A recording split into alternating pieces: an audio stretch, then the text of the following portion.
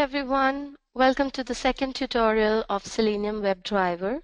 My name is Akanksha and I'll be taking this class. So what are we going to learn in today's class? Why use WebDriver and drawbacks of Selenium RC? What does Selenium WebDriver do? How does WebDriver work? What are elements and objects? How to locate them? And hands-on. We'll have some web applications and we'll do some live testing. Okay, so let's see the similarities between Selenium RC and Selenium WebDriver. Selenium RC and WebDriver similarities. Programming language. Both RC and WebDriver support the use of different programming languages to design test scripts.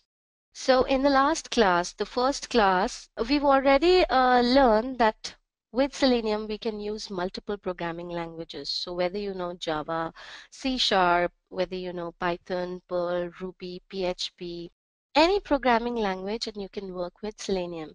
So when I say Selenium, it's both with RC and WebDriver. Web browser. Both RC and WebDriver support running tests in different browsers. So we've seen this point also in the last class, that whether you talk about Internet Explorer or Mozilla Firefox or Chrome or Safari or any other browser that's been used widely in the market, you can work with Selenium. Web Element Locator. Both RC and WebDriver make use of elements, object locators, WebDriver methods. So we've got certain methods in both of them, RC and WebDriver, using which we will be finding the elements. I explained in the last class that until and unless you find elements, you can't act upon them, right? So we need to find elements, and to find elements, we have to have some functions. So we've got those functions both in RC and WebDriver. Development environment. Neither RC and WebDriver support use of IDE, only support for programming interface. So we know that both of them are APIs. Okay, we'll have to download jars, bring them into a project and start working with them in some other IDE. WebDriver and RC do not bring their own integrated development environment. We need some other development environment like Eclipse or NetBeans. WebDriver was founded to overcome the drawbacks of RC. So before I go through this, in the last class, we saw what were the pain points of RC. I talked about the entire generation of Selenium. So first was Selenium Core that came into existence.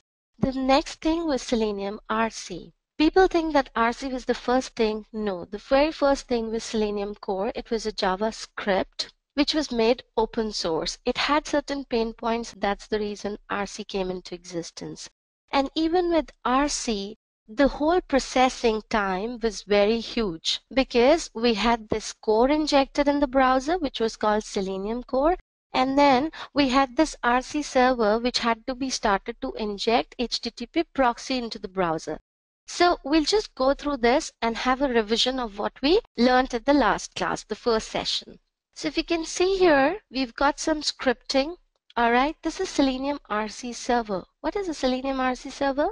Selenium RC is a server which will actually inject an HTTP proxy in the browser to hack your browser into understanding that your Selenium core and the application under test, they are under the same domain.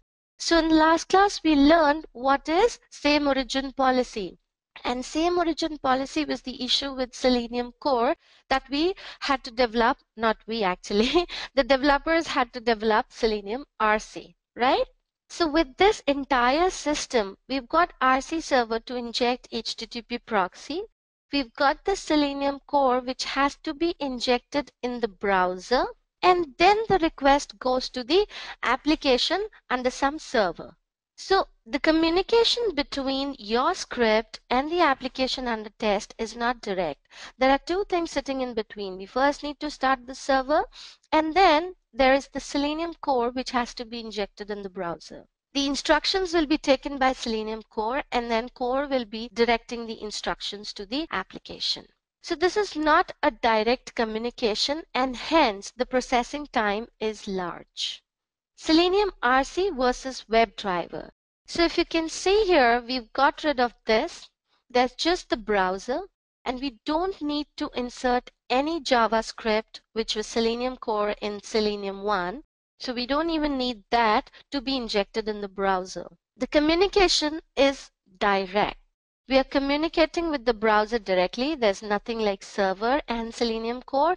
And of course, application is running on the browser. Okay, so the communication is set to be direct. And obviously, if there's no third party sitting in between, if the communication is direct, the processing time becomes faster. So that's the major difference between RC and WebDriver. And we already know, we saw in the last class, why WebDriver has become everybody's choice and why RC has been deprecated from Selenium 3. Advantages of WebDriver over RC. So on the left, we've got this RC. On the right hand side, we've got WebDriver. Complex architecture. So you know the reason why is it complex? Because we've got this server, RC server, and Selenium core sitting in between. Simpler architecture because we've got our own script which we'll be writing in the development environment IDE, and there's this application under test running on the browser, and we can communicate directly with this application just by giving instructions through our script. Slower because it uses a JavaScript program called Selenium core.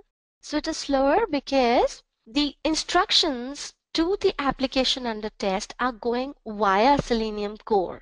Okay, obviously there'll be certain amount of time in starting your RC server. Once that is done, now we have to send the instructions to core, which is a JavaScript sitting in your browser. And those instructions will be further passed on to your application. So it's a long time taking process. Faster because it interacts with browser directly. RC server is the middleman in the interaction between browser and user. So we've already understood that. Direct interaction with the user. No support for HTML unit browser, support for HTML unit browser. Now, in the last class, I talked about HTML unit browser. HTML unit is a browser which is headless. That means you don't have any user interface GUI for that. So we never supported HTML unit browser in Selenium RC. However, we are supporting HTML unit browser in WebDriver. But Selenium WebDriver cannot do all on its own. Testing times for WebDriver. I can use WebDriver for testing on local machine, but what about testing on a remote machine? How do I test on a remote machine? Okay, I can use both RC server and WebDriver while testing on remote machine. There's a note here. While testing on a remote machine, commands from WebDriver go to Selenium RC server, which is then interpreted on remote machine to automate the browser. Now we'll talk about the details later. Let's now concentrate more on Selenium WebDriver. When there'll be time to talk about your remote WebDriver, we'll talk about it. What is Selenium WebDriver? It is a programming interface to create and execute test cases. So if anybody asks you what is Selenium, you're going to tell it's an API. All right? It's a programming interface to automate your test suite. Test cases are created and executed using element locators, object locators, WebDriver methods. We saw this point in the last presentation also, class 1. So I'll just open up my IDE. So in the last class, we created the script, if you remember, and if you've gone through the first tutorial. And if you can see here, we are writing certain lines to achieve what we have to do, right? So these lines actually involve finding the element by using certain element locator techniques and then acting upon them by using certain methods. That's how you write the script. Obviously, Java is the programming language, so we'll be using it as the base. However, the APIs, the functions, they'll be majorly from Selenium, right? Okay, Selenium WebDriver has only a programming interface, not IDE. So this point has already been explained. We don't have any development environment that comes by default with Selenium. We have to use some other integrated development environment like Eclipse or NetBeans to write our scripts. Fast as it interacts with browser directly, RC needs RC server to interact with browser. So we've also understood this point by now because I've explained this a number of times. We've got this RC server in between which has to be started, and we've got the Selenium core sitting in your browser. So that's the reason this fast as it interacts with browser directly. So WebDriver is faster than RC. Each browser has its own driver on which the application runs. Selenium WebDriver makes direct calls to the browser. Now, if you have to communicate to any browser or to your application using your scripts, how would you do that? You need something so that your browser can understand the instructions sent by your script. And that's the reason we discussed drivers in the last class. Drivers are nothing, you can call them as servers. So we've got different executable files for every browser. Okay. So if you can see here, if you've gone through the first tutorial, I wanted to use Chrome as my browser. So what I did, I set some system property. Okay, and of course I have downloaded this Chrome driver.exe. That's an executable file. You can call it a standalone server, or you can just call it a server. The point is we need to have this to instantiate our driver. Okay, so for every browser you have to download this driver. Okay, let's go to the next slide. WebDriver features and drawbacks. Selenium WebDriver features. It supports multiple programming languages, browsers, and operating systems. Overcomes limitations of Selenium 1 like file upload, download, pop-ups, and dialog barriers. WebDriver's API is simpler than RC's API. It does not contain redundant and confusing commands. Supports batch testing, cross-browser testing, and data-driven testing. So we know that why is Selenium become everybody's choice? Because it supports multiple programming languages. So you talk about Java, Ruby, Python, Perl, PHP, any major programming language. And you talk about all the major browsers. So you talk about Opera, you talk about Safari, you talk about Internet Explorer, you talk about Chrome, you talk about Firefox. Everything has been taken care of in Selenium. Then comes your operating systems. So you can work with Selenium on any version of Windows, you can work on Mac, you can work on Linux, you can work on Ubuntu. Whichever operating system you're working on, you can use Selenium. Overcomes limitation of Selenium 1. We've actually gone through all the features in the last tutorial, so I'll not be elaborating too much in this class. I would appreciate if you can first go through the tutorial 1. So Selenium 1 like file upload, download, pop-ups, and dialog barriers. So there were some shortcomings that have been taken care of in WebDriver.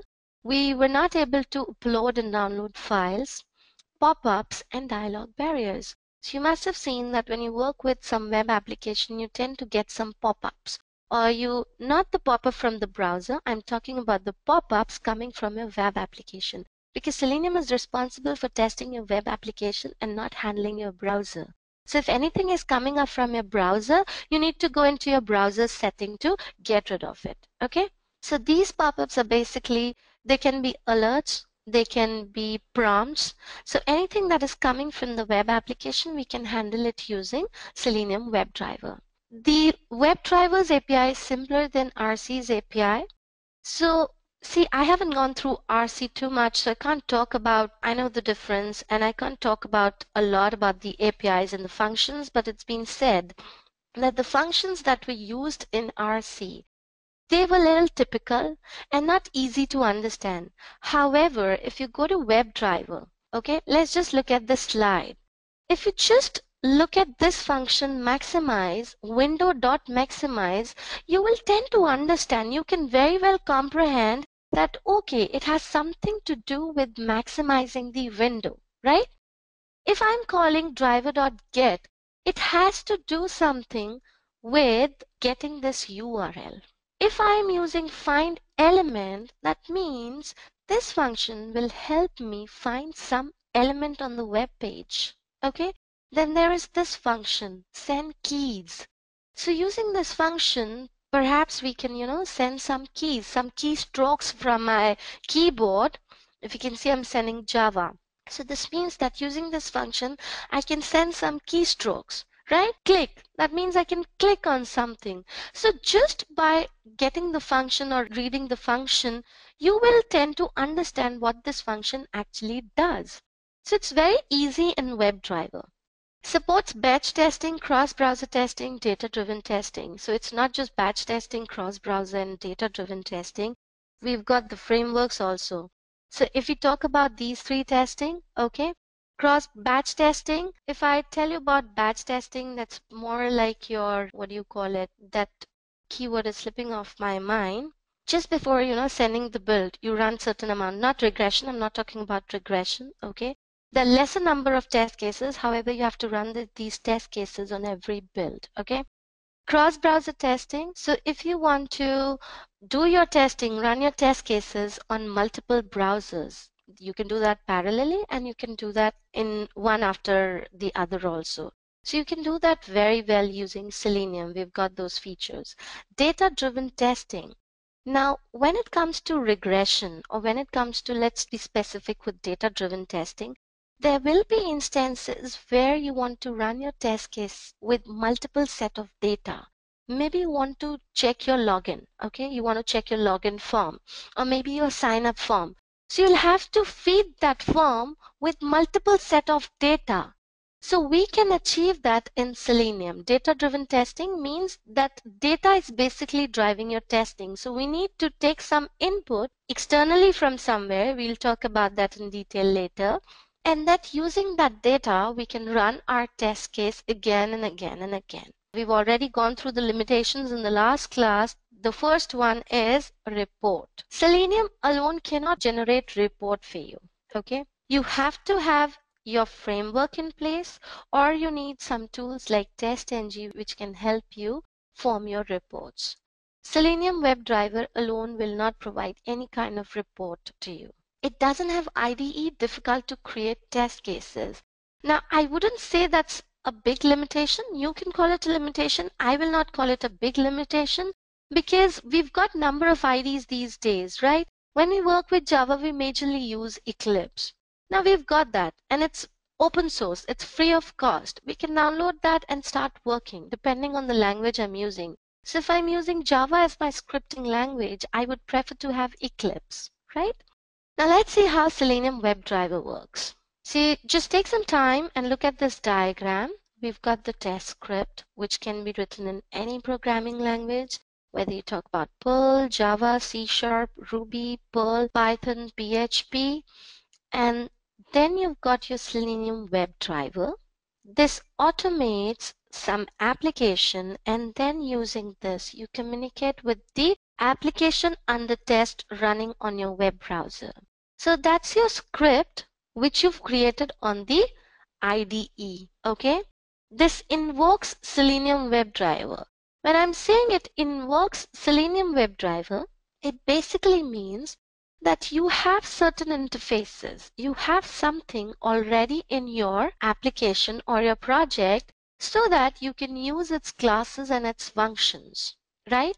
And interfaces. That's how you will invoke it. You will automate your application and then you will communicate with the application under test running on your web browser. So this basically means that you've got this integrated development environment, right? You've got this test script.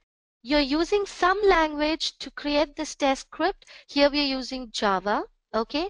Then you invoke WebDriver. What do you mean by that? When you invoke WebDriver, it means that you have used something to use its functions. So that's like, if you can remember, we've got these reference libraries, right? So we already have Selenium jars to take care of that portion. If we have these jars, just look at the packages. Okay, these are jars. And every jar, I'll just expand it for you. Every jar has got packages. And every package has got classes and interfaces. Okay, now we can use these classes to call some function and act upon the elements. That's what this diagram is explaining. Okay, guys, we've got some live audience as well. So I've got a question.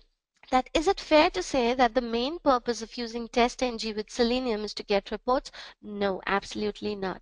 TestNG is a beautiful tool. It's again used for your testing purpose. Okay, if you might have heard about JUnit and not TestNG. JUnit is a testing framework which is basically used by developers for unit testing purpose. TestNG is an advanced version of it. Okay, with more annotation, with more features. So when we will have tutorial for TestNG, get to know how beautiful that tool is, and when combined with Selenium WebDriver, you can achieve a lot of things. And to give a few examples, you can do parallel testing, you can do parameterized testing, and the beauty of using TestNG is you can configure your test suite in any number of ways. So there's a configuration file in TestNG. We call it testng.xml. You can name it any way.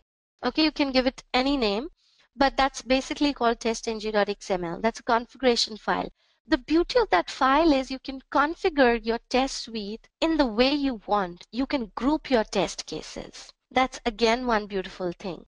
Now you can run your test cases in multiple threads. You can do parallel testing. So you can run your test cases parallelly. You can run your test classes parallelly. So there's a whole lot of stuff to TestNG and not just reports. So when we'll get to that tutorial, we'll talk about that in detail. Let's go to the next slide now. Type of Selenium WebDrivers. So if you can see here, we've got Opera, we've got this Firefox, Explorer, Safari, Chrome, but yes, all the major browsers, including your HTML unit. Okay? Hands-on, testing dynamic web applications. Now, before I give you hands-on this, I have already taken care of a simple program here, okay, which I created in the last tutorial. So I will definitely give you hands-on, but before that, I would like to cover these browser elements and operations, okay, and then we'll talk about the functions. So let's go through them and a few more slides, then we'll take hands-on.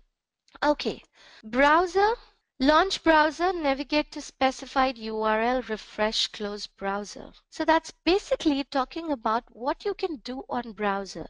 You will launch a browser. If you want to, let's talk about manual testing. So if you want to open your application, and then let's say you're opening up a reservation website and you want to book a flight. So what will you do? You'll first of all launch the browser. Once you launch the browser, you will then type your URL in it. So let's say you're typing yatra.com, okay? Then once you get yatra.com, you will start working with it, with the reservation website. And once you're done with it, what will you do? And if you're stuck on it, what can you do? You can refresh it, you can close it, and maybe you've gone to a new page and you want to come back. So that's navigation, back and forth. So these are the things you can do with the browser, and you can very well achieve it using Selenium. Page. If you talk about any web page, what will you get from the page? You can get its URL, you can get its title. I'm talking about only the upper level thing, not the elements, just the page. So what can you get about the page? You can get the URL of the page, right? And you can get the title of the page. So let's say I'm opening yatra.com, okay? So that's my page, that's my web page. So I'm talking about the, higher level, not anything that comes on the page, okay? The elements, that's pretty slow. Let it come. So if you talk about this is my URL, that's my current URL. And if you talk about the title of this page, that's the title of the page, flight, cheap air tickets, hotels, holiday, train package booking at yatra.com, right? So we can do that using Selenium. Then comes your link. Click the link, check the existence, check enable status. Now, if you're talking about link, what can we do with links? Let's first understand what are links, okay? So I'll use the same website. So let's say this is my account. And let's just remove this because we've got drop down here. Let's talk about these. Okay, this panel. It has got flights, hotels, homestays, holidays, activities, buses, trains, cruise. Now, if I click on here, let's click on holidays. So this is fetching some other page. There's quite a probability that it opens up a new page. So you just might be working with different links. Okay, if you're working with links, then what can you do? You can click on the link, you can check the existence of the link, and you can check enable status. Now, checking the existence of link or any element for that matter is basically testing whether your element exists or not. Okay, if it is there, then you can probably check, whether it is enabled or not. So we've got a whole lot of validation commands for these. We'll be talking about them.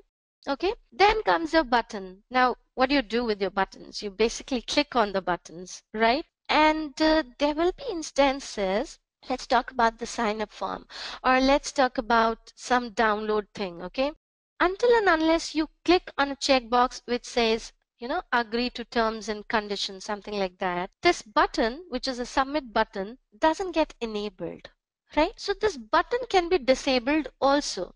We can perhaps check that whether this button is enabled or not and then click on it. So what can you do with the button? You can click on the button, check the displayed status, you can enable status, you can return button name. So if you just want to grab the text out of it, you can do that also. Then comes your images.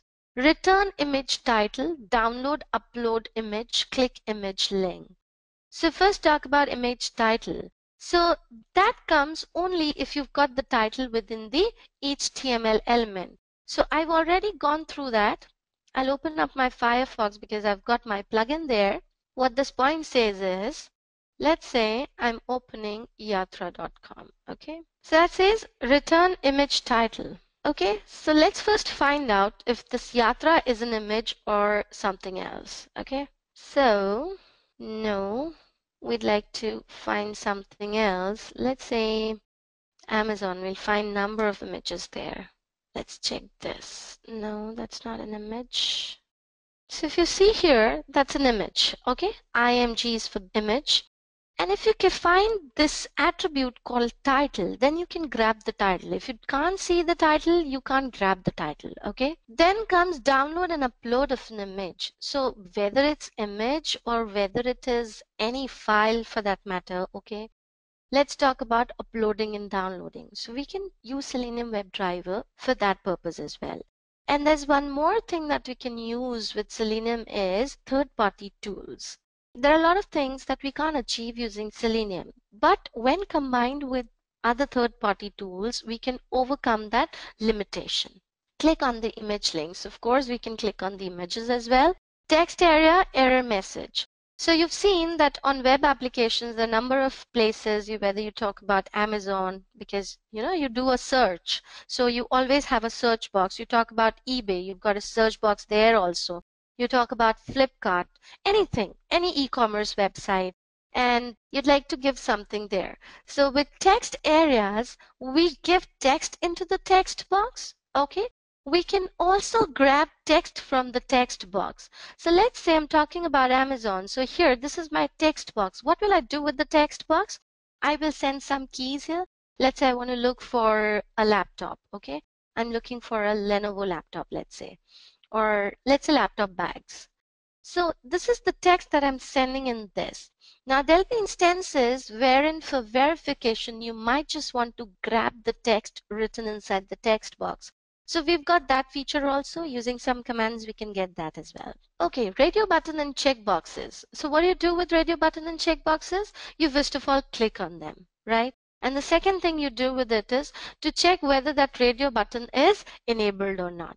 And the third thing that you can do is to check whether a particular radio button or checkbox is selected or not. So that's what is written here. Check display status, enable status, select and unselect. Drop down box, list box, combo box. So right now we are actually talking about anything that you can do on the web page. So Selenium is going to cover with different function all this stuff. So we can also encounter drop downs, right? So drop downs are basically that comes with categories. So if I talk about Amazon, that's its drop down. So I can choose any category here. Let's say I'm talking about electronics and then I go to laptops. Okay. Not bags because that doesn't come under electronics. So let's say I'm looking for Lenovo laptops. Okay. So I clicked on this drop down, selected a category, and then I sent keys here. So with Selenium, you can handle drop downs as well. Okay, check display status, enable, and select item. Frames. Now frame thing is little different. Okay, you won't understand it in one go until and unless we actually work with frames. But just to make you understand, let me try if I've got anything from W3 school that I generally take for my students. Okay, now that's the easiest example that I give to all my students. When you look at this page, you will tend to have a feeling that this page is divided into two halves. There's this left hand side area, there's this right hand side area, and there's this upper side area. Okay, but majorly these two areas. So you get a feeling that your page is divided into slots. These are basically frames. Okay, we'll talk about frames in detail when we'll come to switch to commands in later classes. Okay, this page is divided into two frames. Now, when we talk about frames, your frame can be within a frame set, and the frame can also be inside iframe. Okay, I'll just give you a brief on this, very small brief. Let's say I am trying to inspect this left hand side. Okay, and if you look at this HTML, you've got a body here. Okay, there's a header, there's a body, and then there are these divs. What happens is, now page can also be within a frame set. It is actually not used in the market anymore, but still there are applications which might be using frame set even today. Okay, what happens with frame set is you don't have body, you just have frame sets, okay, within which your page is divided into different frames. So you specify what will be the length of that frame, what will be the width of the frame, basically the size of the frame, to divide the entire HTML page into different slots. That's called framing. We'll talk about iframe also, but later on. So using Selenium, we can handle frames, switch from top window to specified frame, frame to top window. What this point is saying is, if you want to work with a particular element within some frame, you first need to switch to that frame, and then only you can work with the element inside that frame. You cannot just act upon it. You first need to switch to that frame, and then you can act upon it. Okay? Web table and HTML tables. No website today is without web table or HTML table. We have rows, we have got columns. So we can handle tables, rows, columns, everything with the help of Selenium as well. Okay? Let's go to the next slide. Method, function, operations on web elements. Okay, now we've talked about what we can achieve using Selenium. Okay, now we're going to talk about different functions in WebDriver. In today's session, what we're going to do is we're going to cover basic Selenium WebDriver functions. Okay, in the later tutorials, we'll be talking about advanced WebDriver functions. Today we are going to cover all the basic functions. Let's talk about these functions. When we are through with these commands, we will do hands-on with these commands, okay? Or maybe what we can do is we can take one by one these different kinds of commands and write a script for them. Get commands. Okay, in Selenium, we've got 6 get commands. Here mention only 4 for the reason because the other 2, which is get window handle and get window handles, they're basically part of switch to commands. They are also get commands. So if in an interview you're asked how many get commands are there, you should say 6 get commands. Okay, but the other 2 get commands, they're basically used when we have to switch windows from one window to the other window and then back to the original window or parent window. So that's the reason we've not written this in this slide. Get command. This function is used to open a specified URL in the browser window.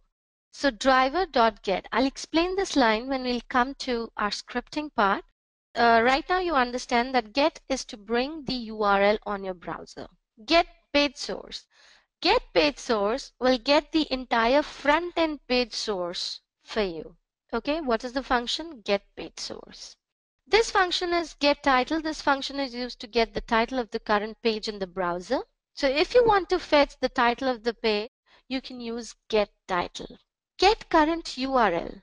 This function is used to get the URL of the current page in the browser. So how do you fetch that? Get current URL is the function. So if you look at these commands, and if we go back to the slide, what are they handling? They're handling your browser, right? Because you tend to getting the page. Okay, so when we come to these functions, you can relate them with whatever we've seen in the last slide, what we can achieve using these functions. So there are 4 commands. I'll just show you the usage of these commands. So let's go to our Eclipse. Okay, now what I'm going to do is I tend to make different packages for different things. All right, So if I'm talking about basic, I can just create, programs and scripts within that package. If I'm talking about anything specific, like if I'm talking about, let's say, switch commands, so I'll probably create another package for switch to commands so that all the classes related to switch to commands are in this package. And I already explained the intention behind creating these packages. Okay, it improves the readability, and that's how developers do it. And how to name your packages, that's also been explained. Okay, so let's say I'm going to cover this get thing in the basic itself because all these commands are basic commands. So I'll say new class and I'll say test get commands. So that's my class name. I'm going to include public static void main. Main is the starting point of any application. So if you have 10 classes in an application, you have to have one class with a main function. If you've got 100 classes in an application, you have to have one class with a main function. So there has to be one main function per application. Okay. Now, since we are creating individual test scripts, that's the reason all these scripts will have a main function. They'll not be interrelated. They'll be standalone, or they'll be individual. Okay, individual scripts. So let's say I want to open up the browser. So the very first thing that you do is to invoke the browser. Okay, so we'll invoke browser. So that's first thing. And the other thing I want to do is I'd like to create another function which says get commands. All right. So within this function, I'm going to put all the get commands. And in this, I'm going to put the code to invoke the browser. Okay. So I'll just repeat this piece of code for you all. From the later classes, we'll just copy paste this piece. Okay. So when you invoke browser, what is the first thing you do? You instantiate your driver to a particular browser driver, right? So let's say I want to use Chrome. So what will I do? The very first thing I need is a WebDriver. Because see, I want to use WebDriver to invoke the functions. Okay, WebDriver is an interface from where we are actually going to get the functions. So if we want functions from WebDriver, I need to have it inside my class. So I'm going to create a WebDriver here. You can see that this says WebDriver cannot be resolved. If you click on it, it says import WebDriver. From where? org.openqa.selenium. You already have this package in your jar, which you've imported in your project, right? So we will import this into this class. Just click on it, double click on it. The next thing that you can do is you can use this command. I'll just write and delete. Control plus Shift plus O. Okay, you can use this command also to just get the declaration. Okay. All right, so we've got this driver. Now I'd like to instantiate this driver to new Chrome driver. Okay. Now, if you're not sure if your class name or your interface name has, this D is in caps or in small, if you're confused, don't get bothered. IDE, the beauty of IDE is that it can be taken care of. Just press Control Space, you will get the options. Just press Control Space. So it's Chrome driver. We want this Chrome driver from openqa.selenium. Just double click on it and we've got it. Okay, but like I said, if you want to use your driver, you first need to download the executable. Okay, so in the last tutorial, I've already shown you from where and how to download those executable files. Place them in a certain folder. Okay, now if you want to instantiate your driver, you first need to set some system property. And I told you the intention also behind it. I'll just first write the code system.setProperty. Okay, and if you can see, there's a key value pair. So key is WebDriver.Chrome.Driver. Okay, that's the key to use this executable. And the value is the location where this executable file is placed. So I'll show you. That's in my D drive, Akanksha. I've got project. Sorry, no, that's in Selenium new, I guess. No, not here. Selenium. Yes, here it is. If you can see, we've got this Chrome driver underscore window 32. That's the zip folder you will download, and you have to unzip it. Okay, I'll take the latest one. That's my executable file. Oops, I'm so sorry. Cancel. just take this location, Control C, place it here along with the file name, which is Chrome Driver .exe. Don't forget to mention the extension, and please mention double backslashes because single backslash is considered as an escape character. Okay, so you need to have two backslashes to define a location in Java. So we're done with this. We've set the system property. Now I'm going to repeat this line again. Why do we need this driver actually? So I mentioned that you need your web browser to understand the instructions that you will give through this script, right? Now, how will your browser understand the instructions you're sending from here? There has to be something. So that something are these servers, okay? You're setting this property. Now, there's a protocol. We don't want to get into the protocol, obviously, okay? What happens is once you set the server, all right, your Chrome browser will understand everything that you send through this script. Let's keep it simple. Don't get into the intricacies of what's behind this everything. But we need this Chrome driver so that your Chrome becomes capable of understanding the instructions we are sending through this script. Okay? That's the reason we need these driver executables. Once done, you're all set to call drivers function. So driver is your object reference, okay? Using this object reference or using this instance of WebDriver, you'll be calling its functions. Now, you've set your driver to Chrome driver. What happens is, as soon as you instantiate your Chrome driver, your Chrome browser will open up. However, this browser opens up in a minimized form. So the very next thing you tend to do in your code is to maximize the window or set the size of the window. I'm going to maximize the size of the window because I would like to see my browser in maximized form. So I'll say driver, okay, because that's my object reference. Dot manage. How do you remember these functions? You can remember these functions by understanding the fact that everything is within this driver, okay? This driver is your Chrome driver. So if you have to set anything related to your browser, you'll be using this driver, okay? Manage. Manage means you are about to manage certain properties of this driver or browser. And then you want to say manage.window.maximize. Why? Because you want to maximize your window. How do you maximize the window? By managing your driver. That's how you learn these lines. Then driver.manage. I want to delete all the cookies. Okay? Driver.manage.delete all cookies. Whatever URL I'm going to call next using my driver object reference, I'd like to delete all the cookies. Okay? And then there is another thing which is called your waits for page synchronization. We'll not learn about them in today's class. You can just for now understand that we need these two lines. They're mandatory. Okay, they're mandatory and we need these two lines. We'll be having a class separately when we come to advanced functions because that's a whole concept, understanding page synchronization.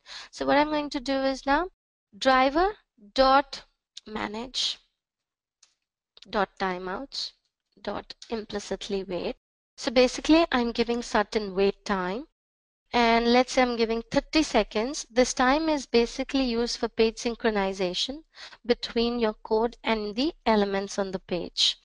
So this should be time unit dot seconds. First of all, let me just press control space and you will get the class. Okay, need not worry about it. So I'll come here, control space. It's pretty slow. Let's take dot seconds. Yep, it has come up. And this. Similarly, I'm going to take driver dot manage dot timeout. What I'm constantly doing, I'm pressing control space, control space, control space. I don't want to type the entire function name. I'll just type it in parts and then I'll press control tab so that it automatically picks the actual function name. Dot page load. So I'm taking this. Let's say my page load is 40 seconds and then you need to mention time unit dot seconds. Okay, and done. So these are the lines of code that you have to write every time you write a script, okay, or you write an application. Actually, not a script, an application. Now, since these scripts have individual process to do, all right, so we'll be having these lines of code in every script for now. Now, this is written. This is done. These are the basic lines. The next thing is I want to get the URL. Now, rather than writing it here, which we did in the last class, I want to put all the get commands within this function. So I'll say driver, first of all, driver.get. Okay, so get is to get my URL. Again, remember, this should be a fully formed URL. You can't just call any URL with www.abc.com. No, it should be a fully formed URL. .amazon.in, let's say. Okay, and then you've got other three commands. You've got get current URL, you've got get page source, and you've got get title. So let's use these commands. Driver dot get title. Just press Control space and you'll see how many get commands are here. So don't look at the object one, just look at the WebDriver command. So you've got get current URL, get page source, get title, and these two commands which I told you will be taken care of later on when we'll do switch to commands. Get window handle and get window handles. So let's use this get title. Now this get title is going to return the title in a string format. So it's perhaps a good idea to fetch this title in your code, let's say title of the page, and you can then print it. SYSOUT is a short form. You can simply press Control space and then get the entire thing. So I want to print the title of the page. So let's say title of the page is, okay, that's how you write print statement in Java. Title of the page, I'll take this, okay, and then I've got the title of the page. I'd like to get the page source and I'd like to get the current URL. Now what I want to do is I'd like to click on something on Amazon.in so that I get a different current URL. Because what is current URL? Current URL will be the URL of the current page. And we haven't done as yet on Amazon.in. It's still Amazon.in. So it's going to return the same URL. I don't want that. So for that, what we'll do, we will, let's say, I'll first click on Amazon. Let's say I want to click on today's deals. So I'll click on today's deals. Okay, now that's the HTML code corresponding to this element. How to find that, we'll talk about that in a while, don't worry. I'm going to find this element and click on it. And I'll be using link text as my element locator technique. Don't worry if you don't understand what link text is, you'll get to know in a while. Okay, so I'll say driver.findElement. By is a class which has got all the element locator techniques. So I want to use link text, and my link text was today's deals, and I would like to click on it. Okay, that's done. The next thing is now I would like to fetch the current page URL. So let's have another local string. Current URL is equal to driver dot get current URL. You don't need any function between driver and the actual function, because what you're doing is you're working on the browser itself. See, you're working on the browser itself. Try and understand. Everything is linked. If you're maximizing something on the browser, what would it be? It would be the window. So that's the reason we need this window in between. If I want to get the current URL, you don't need anything on the browser. It's your URL thing, and you can do that directly on the driver. Okay, and we get the current URL and we can again print it. Sysout control space. The current URL is, guys, this is a very easy code, believe me. And let's just print current URL. And I'll keep repeating, please, if you're watching this tutorial, start working on your programming concepts as well. So we've printed the current URL. Now the next thing is to get the page source. I will first execute the script and then we'll get the page source. The reason is page source fetches the entire page source, which can be very huge. Huge that you cannot just scroll on the console. Okay, and you'll tend to lose whatever we are printing through this piece of code. So that's the reason I'll first execute this piece and then we will get the page source. And always remember, we should do exception handling. So we will surround this piece of code with try catch, okay, this, and even open browser. So double click so that you select the piece of code, right click, surround with try catch. All right, and just remove this. And now what we need to do is I have to create the object of this class so that I can call invoke browser. And what we can perhaps do is we can call get commands directly from here. We don't need to call it necessarily from your main function. We can call it directly from this invoke browser, because after invoking the browser, you actually have to come to get commands. So let's come to main and I'll say test get commands. My object is equal to new test get commands. Okay, and then using my object, I'm going to call invoke browser. That's it, delete. Control save, and you're all set to run this script. Okay, that opens up Amazon, and then it should click on today's deals, right? We've got today's deals page because that's the action we were doing on the elements of this page. Other than that, we were fetching certain properties. So you'll get that on console, because if you're using system.out, that means you're going to output something on the console. So let's open the console. Just see, title of the page is online shopping. Shop online for mobiles, books, watches, shoes, and more, Amazon.in. So that's the title of the home page. But the current URL is this, which we got after clicking on today's deal. So if you go back to the link, just have a look. /gp/goldbox/reference, and you can just identify the last few digits. That's 7045, and that's what is coming here. So current URL gives the URL of the current page. And mind it, there is no function named get URL. There's either get or get current URL. There's no function as get URL. People generally give this wrong answer, get URL. No, there's nothing named get URL. There's get to get the URL, and there's get current URL to fetch the current working URL. Okay? And if you look at the title, online shopping, if we go back, you'll see here, online shopping, shop online for mobiles, books, watches, shoes, and more, Amazon.in. That's what we've got in our console, right? So that's about the get functions. Now let's talk about page source. So after this, I'm going to get the page source, and I'm going to do this directly inside the sysout.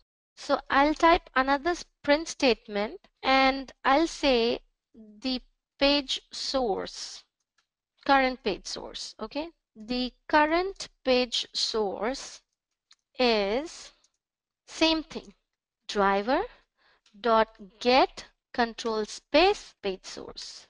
Okay, this will fetch the page source, and when we'll run it, you will see. Close the window. Should click on today's deals and get the current page source. Okay, just have a look here. I deliberately switched so that you can see something coming up here. It's huge because Amazon is an e-commerce website. It has got so many elements on the page. So even if you scroll till the upper portion of the console, you might just not find everything because that's so huge, right? So that's how you get the current page source. Now people ask me, why do we need page source?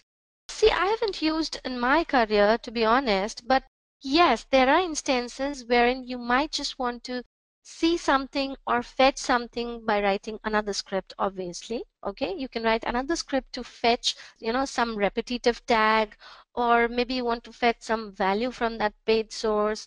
So for that purpose, you can get this page source using this command. Okay, that's about the get commands. All right, let's go to the next slide now.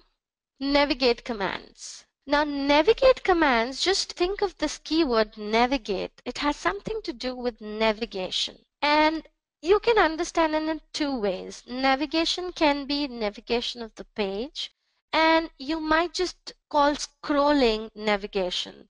So I wouldn't call scrolling navigation because we've got scroll function. We've got separately scrolling functions in Selenium. So this navigation is basically related to the navigation of the page. Okay, so what is the navigation of the page? If I open up this, all right, let's say I'm going to holidays, and then I'm going to buses. Okay, now I've come to buses. Now you can see there are these arrows. So there's this back one, then there's to come forward. Just read what is written there. Click to go back. click to go forward, reload this page, which means refresh this page. Okay, that's what navigation is actually. So if I want to go back, I'll click here so that I get this new tab. If I click on this forward arrow, I'll come forward, I'll come forth. And then if I click on this button, let it come. If I click on this, then it will refresh the same page. That's what navigation command is all about in Selenium. Okay, how do we handle this thing in Selenium? Through navigation commands. So if you look at the slide, it is navigate to, navigate back, navigate forward, and navigate refresh. So what is to? Now to means that if you want to go to some new page, okay, on the current browser. If you want to go to some new page on the current browser, you can use navigate.to. It is exactly like doing get. Okay, get and navigate.to. They're one and the same thing. Navigate.back, if you want to go back to the page, then you will say navigate back. And if you look at the syntax here, driver, of course, you're working on a browser. Then you're doing navigation. That's the reason this comes into picture. And then back. Back means you want to go back, navigate back. And then if you want to navigate forward, then navigate.forward. Okay. If you want to refresh the page for any reason, navigate.refresh. So all these functions, to, back, forward, and refresh, all of them are within navigate, and navigate is your driver function. All right, so let's see these 4 commands, and then we'll go to the other browser commands. So like test get commands, I'm gonna create another one, test navigate commands. Okay.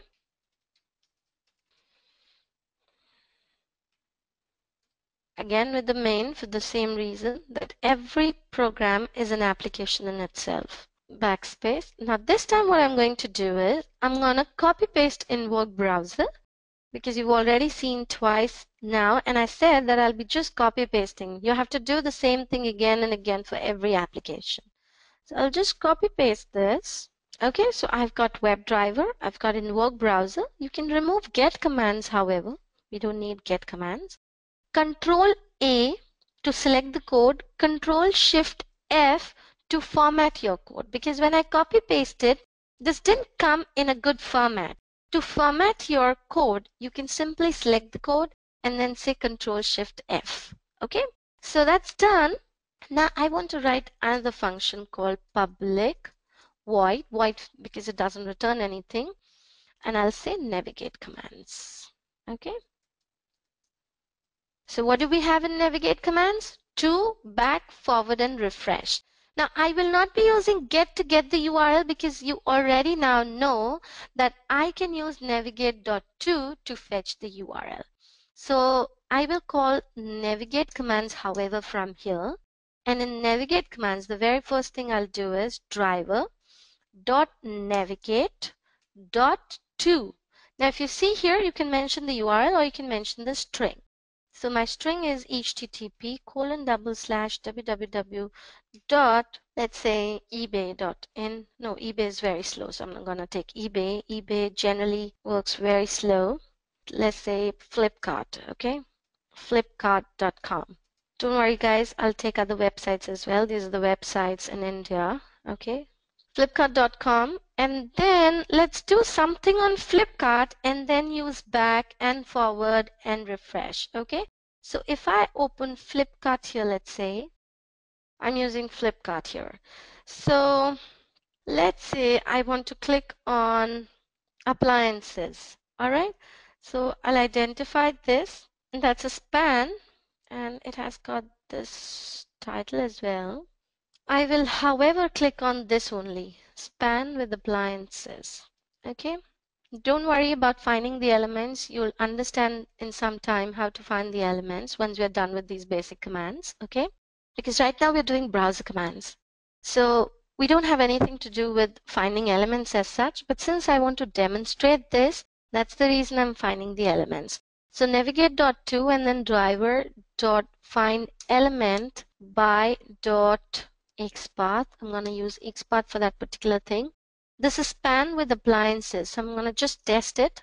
I'll quickly test it on Firefox, and I'll say contains text Don't worry if you don't understand this. And my text is appliances. That's in capital. Let me quickly verify. That's this. Okay. Always copy your code when you're testing on Firepath because otherwise it'll go off. Appliances. Alright, and then let's click. Now we've got number of things that contains text with this. So I'm gonna use starts with now so that this time I get only one, okay, which is appliances, only this one. So that's the thing I'm gonna use to find the element. See, when I use contains, it gives me number of things.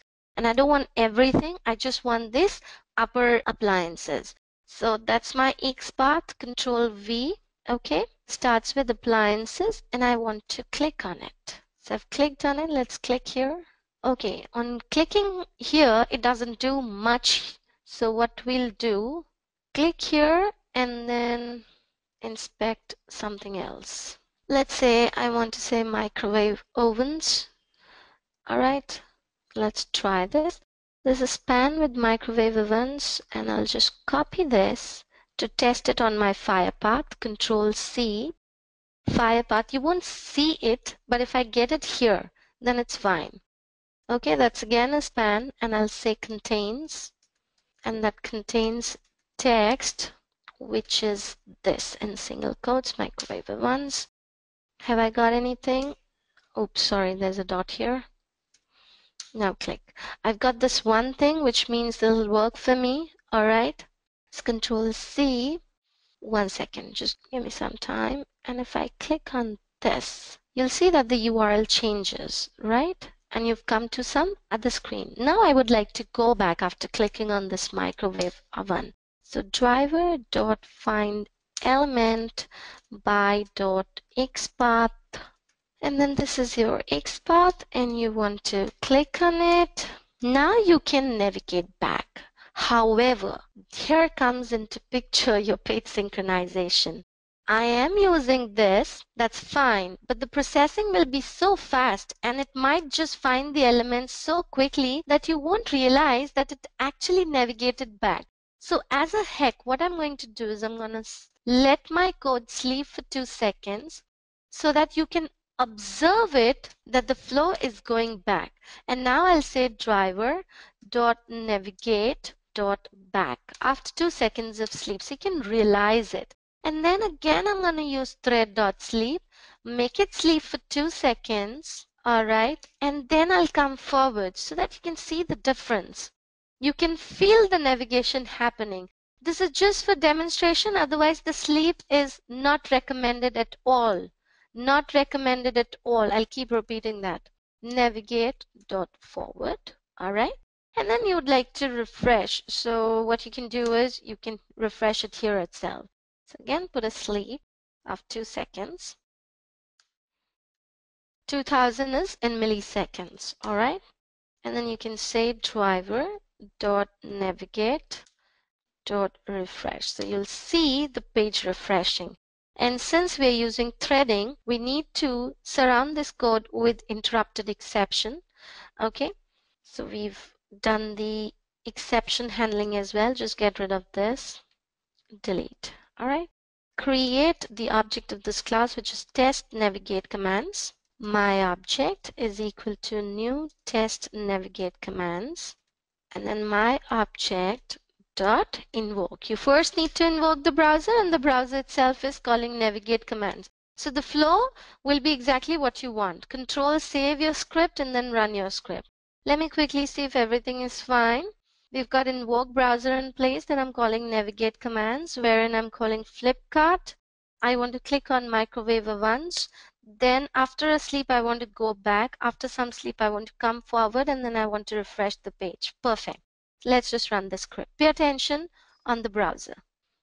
That will maximize the window. Do you understand that point? Window.maximize. Appliances, and I should now click on microwave ovens. I hope I'm using the right spelling. Element not visible. Now you see that element is not visible. Okay, which element? Let me open up the console. It's always and always good to have exceptions. Don't think that exceptions are bad. They will actually make you strong. Alright, now it says element not visible. So if you look at the stack trace, these are my classes. So come at this one. It says on Java 35, I've got this exception. That means this one is not visible. Now, visibility comes generally when, the elements are still loading on the page. It's not visible. So for which we use explicit wait. I don't want to get into explicit wait here, guys, to be honest, because that's more of advanced thing. Alright. So just for demonstration, for this navigate, I'd like to get rid of this. Maybe we'll click on something else here. All right. Let's say sell on Flipkart. So I'll click on sell on Flipkart rather than this. I'll identify it. Sell on Flipkart. Go to HTML first. Then let's say I want to advertise. Now if you can see here, this is a link. It is called an anchor tag. And A means that it's a link. Okay. So to identify it, I'm going to use link text and then I'll click on advertise. And if I click on advertise, I'll get some other link, which is good. Now I use navigation. So I'll simply get rid of this, delete, and I'll say by.link text. And my link text is advertise. Okay. And I'd like to click on it. And that's it. Control save and expand it. Okay, driver.find element, advertise, click. Perfect. Let's run it. Maximize the window, fetch the URL, click on advertise, right? And then after a 2-second sleep, go back, right? It has come back to flipkart.com. After 2 seconds sleep, go forward. Then after 2 seconds sleep, refresh. Pay attention. Did you see that it rolled? That means it refreshed the page. So that's how you do it. Now you'd ask me, what is the need? Need can be anything, guys. Need can be anything. I mean, you can come across any example or any scenario where you just want to navigate back and fetch something. You want to go forward. Or maybe just for testing purpose. You've written a fresh application and you want to test the navigation of the application. So you might need to use these commands. They're very basic ones, but important also. All right, so that's all about navigation commands. Let's go to the next slide now. Okay, these are the method functions on web elements. So you can see there are two things, close and quit. Of course, if you're working with multiple test cases, let's say, and you're running the entire test suite, if you're running 100 test cases and 100 test cases invoke the browser, you don't want 100 browser to be open on your window, right, on your system. You would first like to quit the window that opens up with the first test case. Then you would like to go to the next test case. So to close your browser window, we've got two commands, close and quit. Close closes the current tab and quit closes the entire browser window. Okay, now understand it. If you've got just one tab open up in your browser window, of course, if you close it, the browser also closes, right? So if you use close at that instance, your browser will also close. So what we'll do, let's say that's day one. I wrote some example right here. Okay, that's for edureka.co. So I was finding something and then clicking on something. Maybe what we'll do is we'll use get commands only because I have to show you how to close. Or maybe we can write another script, right click, new class. Okay, here we're calling them browser commands. So I'll say test browser commands and finish. I'm going to open up URL and close it. That's it. I'm not going to do anything with the URL. So when you invoke the browser, you also close the browser. So let's say there's one thing which is invoke. So I'll quickly take the invoke part. I'll copy paste this, Control C, Control V, Control A, Control Shift F for formatting. You don't need navigate commands. Okay. This will open up your browser. Let's say you want to fetch some URL. So I'll say driver.get, just a second. And I want to get http://www. Okay, you call this and then you create another one called close browser, public void close browser. All right, now how do you close the browser? You will have to use driver instance and it's very simple, driver.close. You can use close, you can use quit, but quit in the in cases where you've got multiple windows open up. See, in this particular scenario, close and quit both will work because you have just one tab open up, right? So I'll demonstrate both of them, driver.close and driver.quit also. And I will comment 1. From here, let's create test browser commands object is equal to new test browser commands. Okay, and then obj dot you invoke the browser and obj dot you close the browser. Okay, and we can just surround it with try catch. Control save and let's run it. Okay, it closed the browser. Why? Because I'm calling close. And similarly, I can use quit, control save. So it opens up your browser, Yatra, and then close. Okay, so that's the need of closing the browser. You don't want to have multiple browser windows opened up here. You just want to get rid of them. So as soon as your test case is complete, you can close the window. All right. Now let's see the next slide, other commands. This is find elements, send keys, and click. So this is basically about finding the element. All right. Now after this, we've got how do we locate browser elements. So I'm not going to cover these commands first. I'm going to first cover how to find elements and why finding elements. Then we will use these commands. Okay. Don't worry. I'll tell you how to use them. Let's go to the next slide. But how do we locate browser elements? All right. So we've got this slide now. So that's web elements and locators. Can we identify various elements on web using locators? Locators are addresses that identify a web element uniquely within the page. Okay. So first talk about web elements, then we'll talk about why finding web elements, and then we'll talk about how finding web elements. Okay. So let's say I'll go back to home of Flipkart. Not advertisements, so let's navigate back actually, and not even microwave one. We don't want to we don't want any one now. Okay, so that's the home page of flipkart.com. You can see there are multiple things on the page. There are different links like sell on Flipkart, just look at here.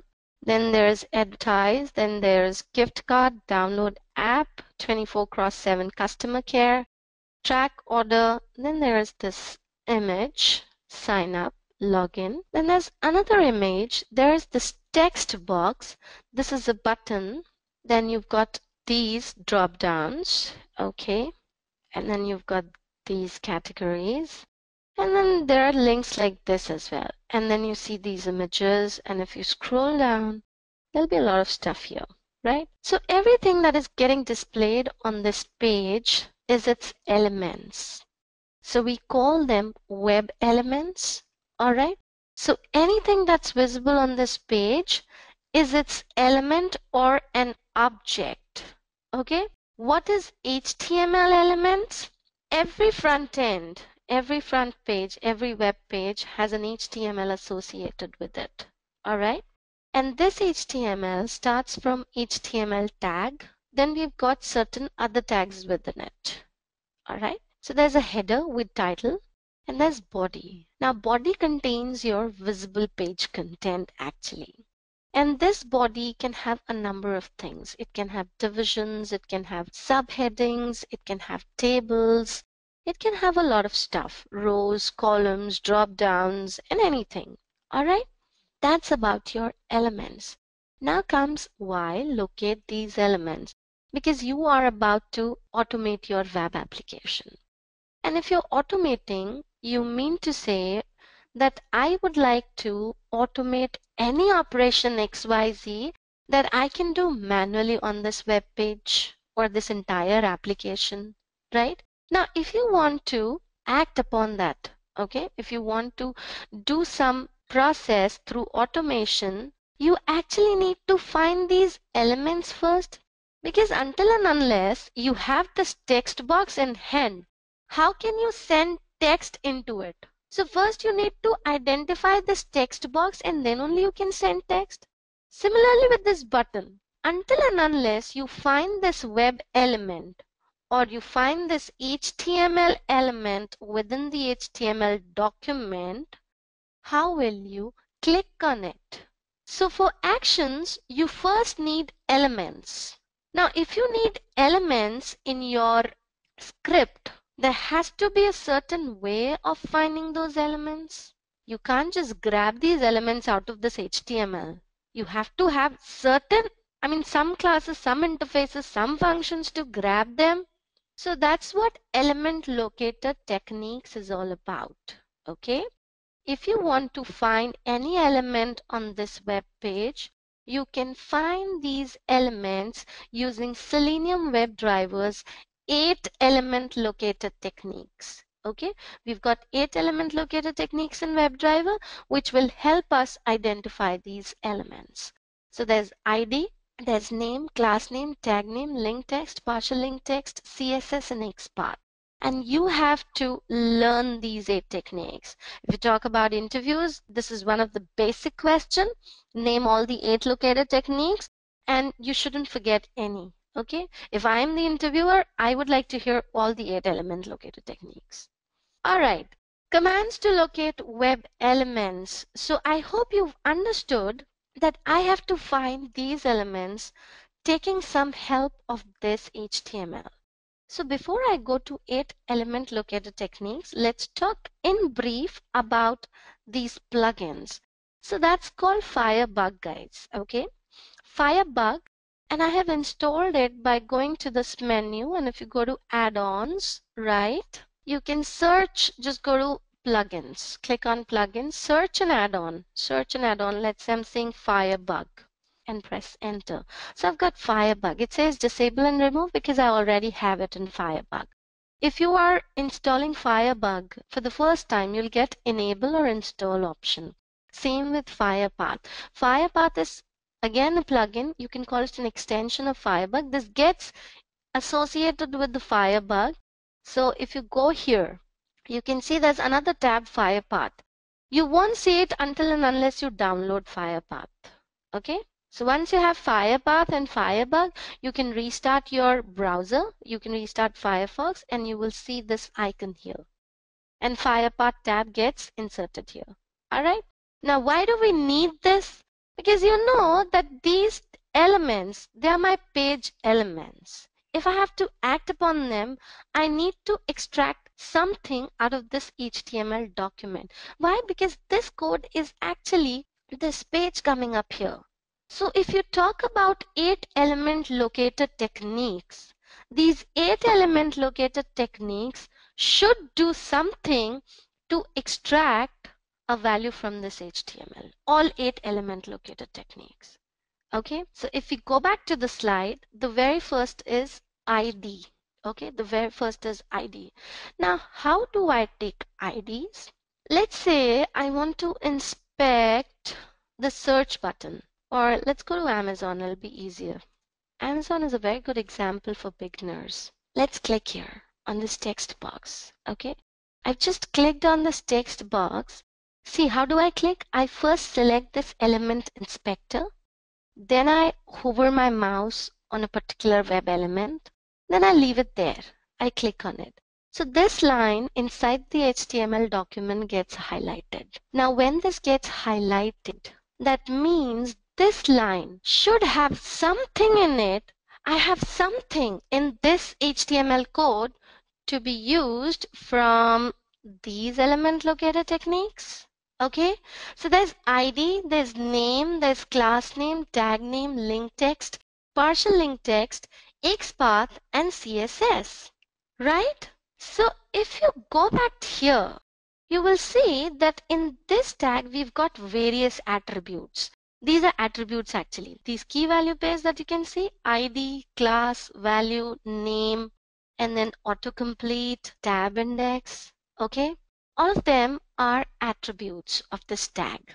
I have to choose one locator technique here to identify my element. Now ID is associated with almost every web element.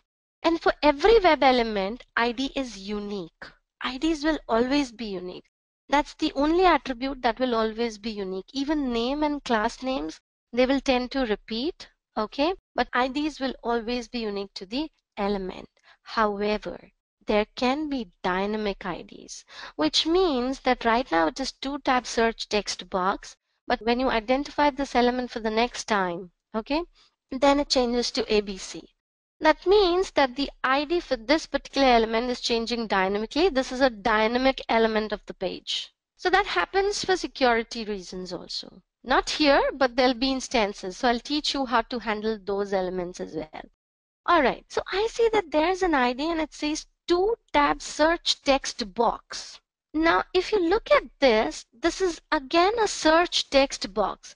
So just by reading ID value, I get this intuition, or rather than intuition, I would say, I can very well comprehend to this value. I will understand, okay, fine, this is the text box here. I can very well use this ID to identify it.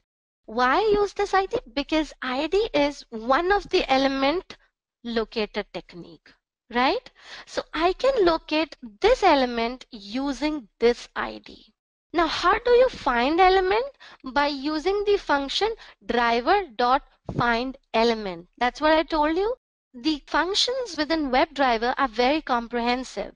You can just by reading the function, get the feeling, okay, this function does this. All right. So what I'll do, I'll show you, I'll demonstrate this quickly. I'll be very fast in doing this because see, even if we don't cover all the demonstrations of these element locator techniques, that's absolutely fine. The reason is, in all the tutorials, we'll be working with different Selenium functions. And to be honest, to use any function, you first need to find element. So we'll be finding element throughout the entire course, you can say, or throughout all the tutorials. All right. So even if we miss upon one or two, that's okay. I'll cover that up. So let's say it's about finding elements. So new class, use element locator techniques.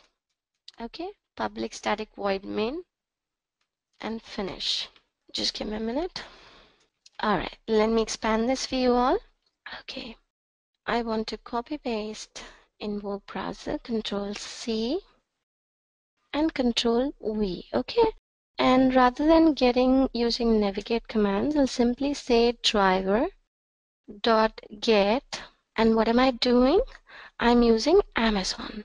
So in double quotes, http://www.amazon.in. All right. And Control save. So this is done. And I need some object of this class, which is use element locator techniques. Obj is equal to new. And then obj dot invoke. All right. So that's done. And what we can do is we can use different techniques. All right. So what I'm going to do is I've got an idea. Rather than hard coding it here, because see, for all the different element locator techniques, I might use a different URL, right? So what we can do is we can invoke browser with different URLs. So I'll say that string URL, so that's coming as an argument. I'll pass this URL here. So it should be small u. It's a variable, and variables should be with small letters, start with small letters. Okay, and instead of invoking browser here, let me just remove this at all. And then I'll say public void, let's say element locator techniques. And we're starting with ID. So I'd like to get the URL now. So here I'll invoke browser first of all, invoke browser, and URL here will be http://www.amazon.in. Okay, this is done. And here after invoking the browser, I need to find the element. So how do I find the element? Driver.findElement by. Now by is the class which has got all the element locator functions. See, what do you mean by techniques? Technique means there has to be some function in your API. Okay, so if you can see here, there's this class name, CSS selector, ID, link text, name, partial link text, tag name, XPath. These are the functions. C is class. Just look at these green dots with S. That means we've got these many functions. Now S means, this S, if you can see associated with this green dot, it means they're static functions. And that's the reason I'm able to call it directly on the class name by dot ID. That means this function is static. That's the reason I'm able to call it directly on the class name. Now ID, if you see here, it is taking string as an argument. If you select this, you need to mention a string. And how do we mention a string? In double quotes. What was the ID associated with this element? 2-tab search text box. Just copy paste it from here, do Control C and do Control V. That means this is how my driver will find the element within the document which has ID 2-tab search text box. Okay. And now let's say I want to send some text, for which I've got this function called send keys. Send keys will help me send some keystrokes into the text box. Okay, so let's say this is 2-tab search text box and I want to look for Lenovo laptops. All right, done. Now this line is done. I have found this element with ID this, which means I found my text box. And inside my text box, by using send keys, I have printed Lenovo laptops. Now let's say I want to click on the search button, for which I again need to find the search button. How do I find the search button? Click here. Go to this element, hover mouse on it and click. So this line gets selected here. Now if you look here at this line, we've got a class associated with it.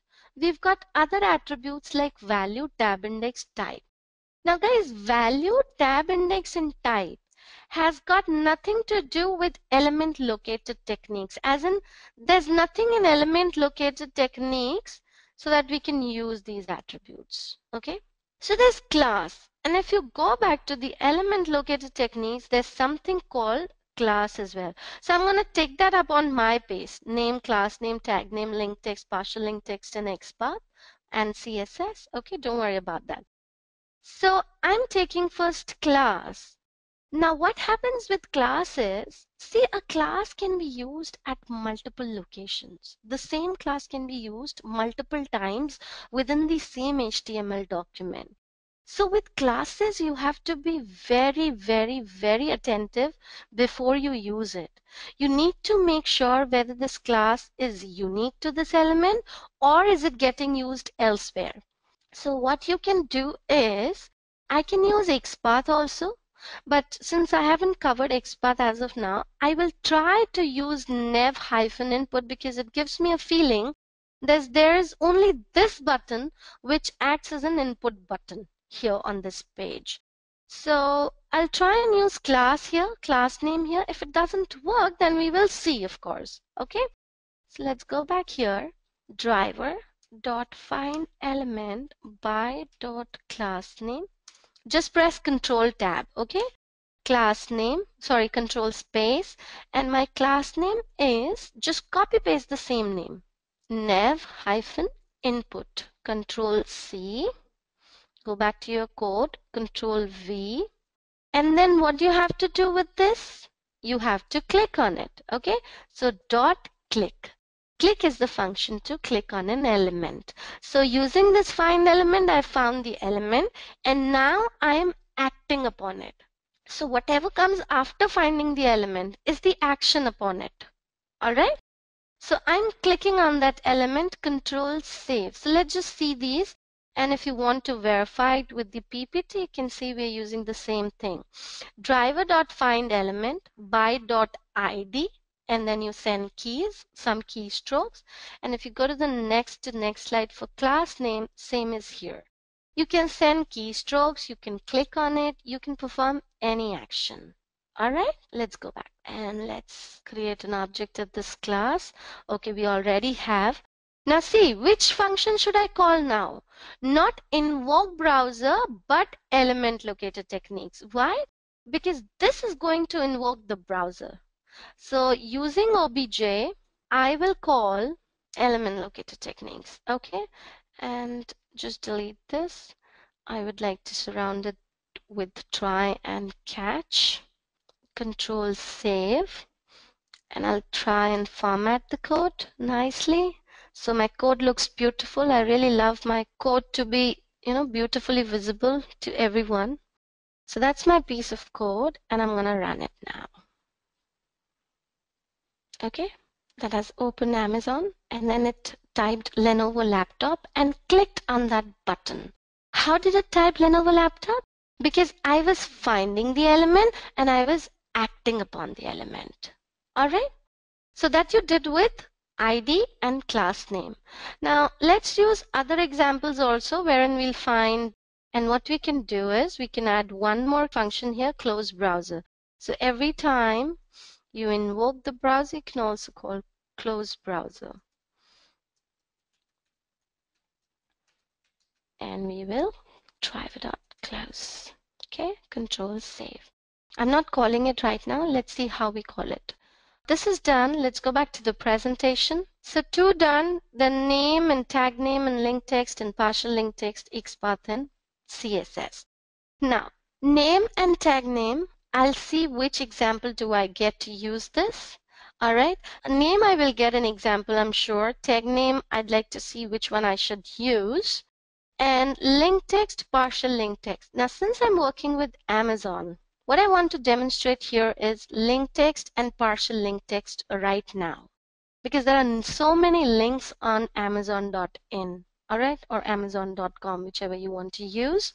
Then we'll come to name and tag name. Okay, so let's go here and let's just get rid of these windows. Okay, now how do you know that I want to use link text or partial link text? Okay, click here, and I'm just taking you deliberately on these elements. I'm hovering, and just pay attention on your HTML code. Can you see that there is a link associated with all these elements, right? I'll just click on customer service, or maybe today's deals, anything. Now see here, all of them are starting with anchor tag. Anchor tag is placed for link on web pages. If you want to mention a link in your HTML document, how do you do that? By using a tag or anchor tag. Now, your technique says link text. What does your technique say? Link text. So it has got something to do with the text of the link and not the link, not the URL, text of the link. So if you pay attention, let's say on your Amazon.in, okay, just pay attention here. We've got ID in this particular scenario, nev-your-amazon. And I told you that IDs are unique. If they are not dynamic, they are unique to elements, which means it'll be my first choice to find the element. But what I generally do is, if I see that there is a link on the page, I try to use link text or partial link text. But before even I use these techniques, I need to make sure of one thing, that there is some text associated with this anchor tag. Because your technique says link text, it doesn't say link. I have got an href here, okay, which means this element is a link. But there's no text here. If there's no text, I can't use this technique. If there's a text, like your Amazon.in, which is exactly the same that is coming up on the page, then yes, my choice will be to use link text, because that's the text of the link. So how do you do it? Let's say I want to click on your Amazon.in. So let's say I have invoked your Amazon.in, all right? And then I'm going to just insert more code here. And then I'm saying driver.find element, okay, by dot link text. Now link text also takes a string. So what do you place here? The text of the link. Let's say I want to click on your Amazon.in. Control C. I'll place exactly the same text. So just copy paste it. And let's say I want to click on this link. Done. Now, since even these lines of code, line number 38, 39, and 40, and 41, since they are associated with this function, I'm clicking on youramazon.in. And if I click on youramazon.in, I will get the login form page, right? If I'm getting this form and my next line of code is to insert some text within this text field, I need to go back to the previous page. So what I'll do, I'll navigate here.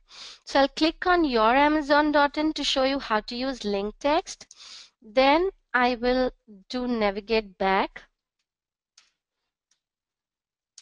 Okay, so that I come to the home page, and once I'm on the home page, I can fill something in the text box and click on the search button. So control save, and let's just run this piece of code.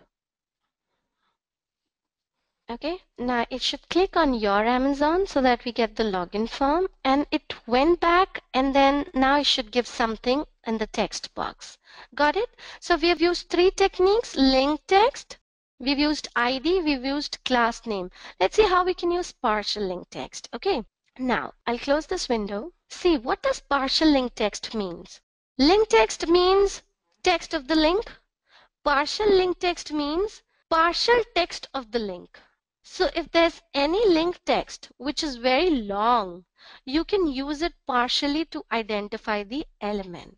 Let's say this is customer service. Okay, now I want to make sure there is no other link on this page that uses either customer or service on the page. I'll just make sure. So how can I do that? Let me just do Control F here, and let's say customer. So how many instances have I got? I've got this one. Have I got any other? No, I've got only this. So let's say I want to click on this link with partial text as customer. Okay, so how we'll do that? Go back to our code. Now what you can do is you can again navigate back after clicking on the search thing. Okay, because I'm adding code here itself. Driver.navigate back. I'm again coming back to the home page. So once you come back, now you can say driver.find element by partial link text, and my partial link text is customer. But make sure you take the exact spelling, exact cases. So this is my link. I'll take customer from this text. Control C, Control V. I've taken customer and I want to click there. Okay, so now I'm using partial link text. So let's just execute this script now. I'm not using any sleep, so pay attention on the navigation. It'll be very quick. So your Amazon and go back. It'll navigate back, then fill the text field, click on the button. Now I'm again navigating back. Okay, and now I'm clicking on customer service. Got it? Because the execution is happening one line after the other. So it'll be fast. All right. Okay, so this is about 4 element locator techniques. Now we've got name and we've got tag name. All right. So let's say I want to give you example of name. So what I'll do, I'll say element locator techniques using Amazon. I'm just going to add this because what I want to do is I want to write another function here using Facebook, using Amazon. Okay, and then I'm gonna add another function here, exactly the same as in the name, public void element locator technique using Facebook. Okay, all right. Now from here, I'm gonna invoke the browser, but I will invoke browser with the Facebook. Okay, so I'll call invoke again. Invoke browser, and this time I'm going to call http://www.facebook.com. all right, and because I know there are names very clearly that you can understand as the beginner, okay, how to use names. And I'll again surround this piece of code with try catch. Okay, you can get rid of this auto-generated line. All right, Control save. So I'll open Facebook in front of you now. Now, I'm hovering mouse here. Okay, this is my sign up. This is the sign up form on Facebook, and leave it there. See, I told you that IDs are unique and it should be your first choice. Okay, as an element locator technique, if you find an ID which you think is not dynamic and you can use it, please go ahead with it. In this example, I've got ID. Okay, I've got ID here. I've got class here. I have got name here. So just by looking at these attributes, I know that there are 3 options out of 8 element located techniques that can be used clearly. So let's just cut them down what we cannot use. ID can I use? Probably, but I'm still not sure because the ID says u_0_1. So it is not saying anything that is relevant to this field. Okay? Plus, there are these alphabets and numbers being used here. And what happens with dynamic IDs is generally in dynamic IDs also, there are numbers and alphabets which keep changing. So I'm still not sure if I would like to use ID. Okay, that's how a new person will behave. And then comes class. Now this class says, there's a long space here, and it says input text space underscore 58 mg space underscore 5 dba, and there's again space underscore 2 ph, which is so weird. I'm not even sure if I can use this class or not. Plus, never use classes that have got spaces in between. Okay, so I'm not going to use class name here. I told you, you have to be very sure before using class name. Class name might be getting repeated in the HTML document, and class names like these which have got spaces in between, just don't use them. All right. Now, if you go to data type, of course I can't use data type, but if you go to name here, name is equal to first name, and that's what your field says, first name. You have to enter your first name here, and name attribute within this input tag is also saying the same thing. Now this is very much relevant to this one. And just by reading the value of first name, I am getting this in my mind that, okay, fine, this is a sign up form and name is equal to first name. I mean, might be associated only with this field and not getting repeated in this HTML document. Because if you see here on this page, there is no first name field. So I'm pretty sure that I can use this name for this particular field. So I can use ID because I know I've been working with Facebook for long. So I know that this ID hasn't changed and it's unique to this element. You can use this ID and it will work. But since name is very relevant to this particular field, and had there been no ID here, my first choice would have been name. And right now also I'm going to use name for demonstration. Okay. So let's say here I want to find the element driver dot find element by dot. What are we using? We're using name. So by dot name, and my name is, we will copy paste it. Control C, Control V. And what do we have to do here?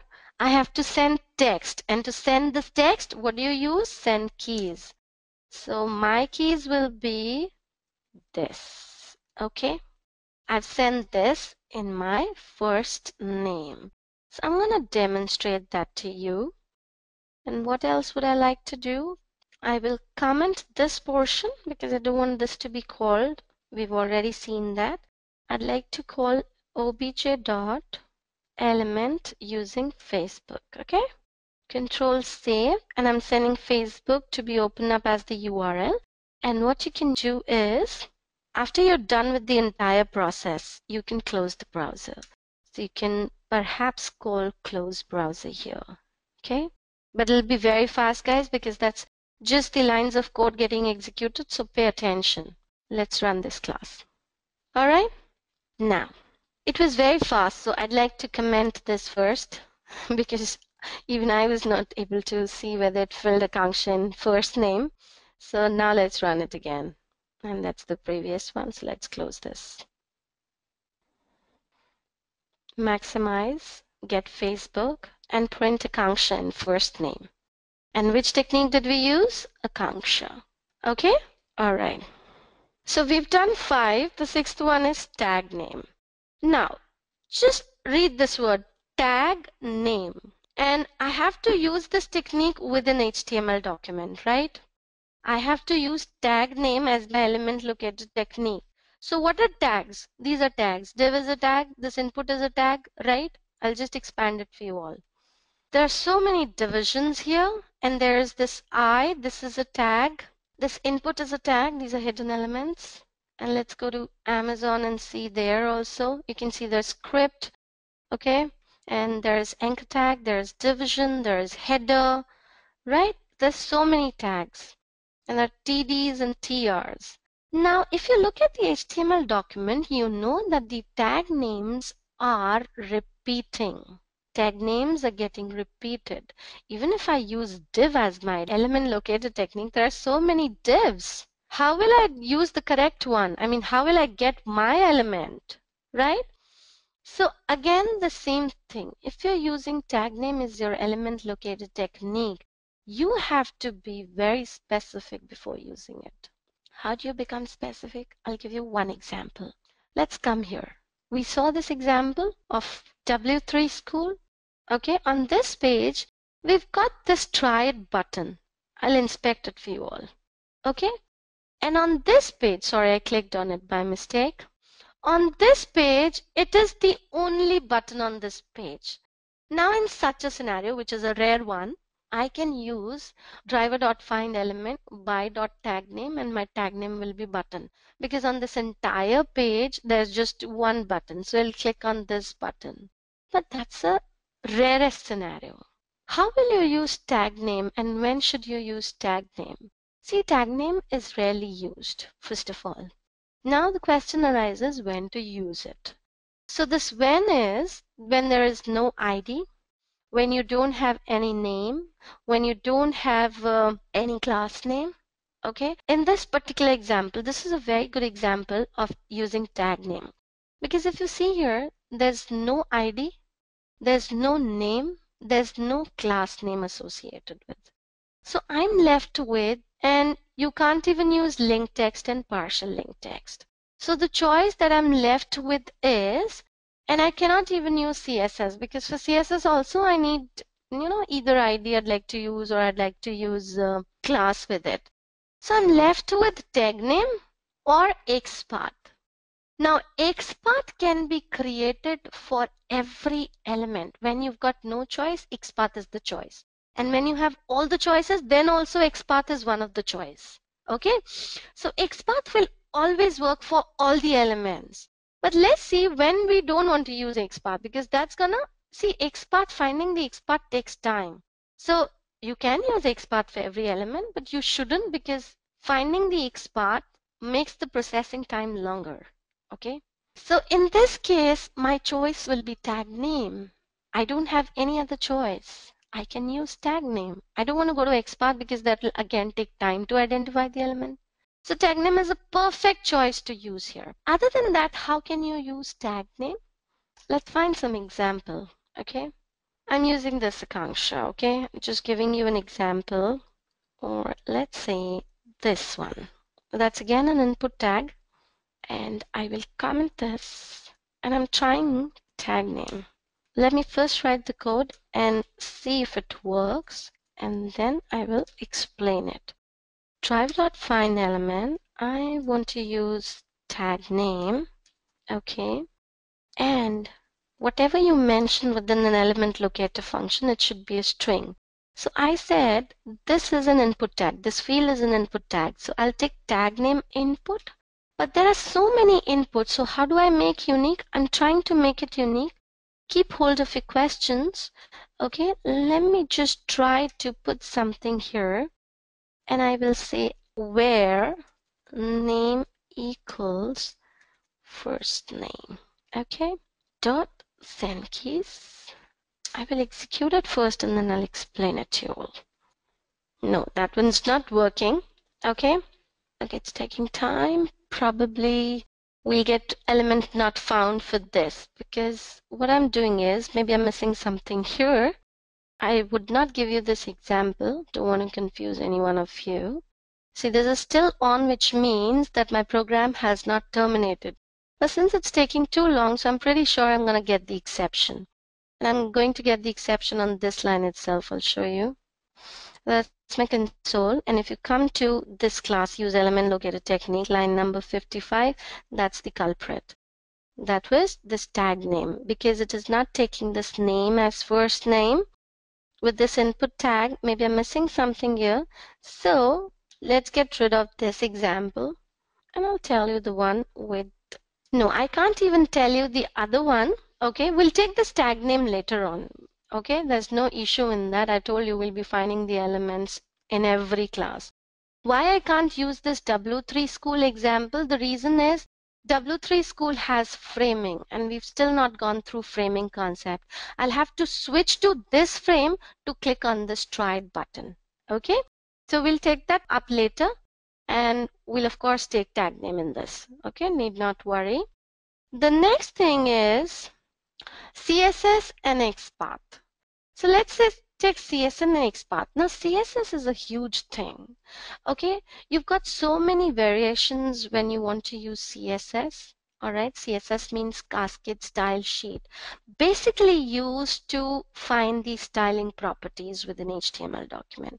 But we can use it often as well, because it's said that CSS lets you find the element in the fastest manner. So people prefer CSS, I prefer IDE, but of course you can use CSS. So I'm going to tell you two ways to use CSS.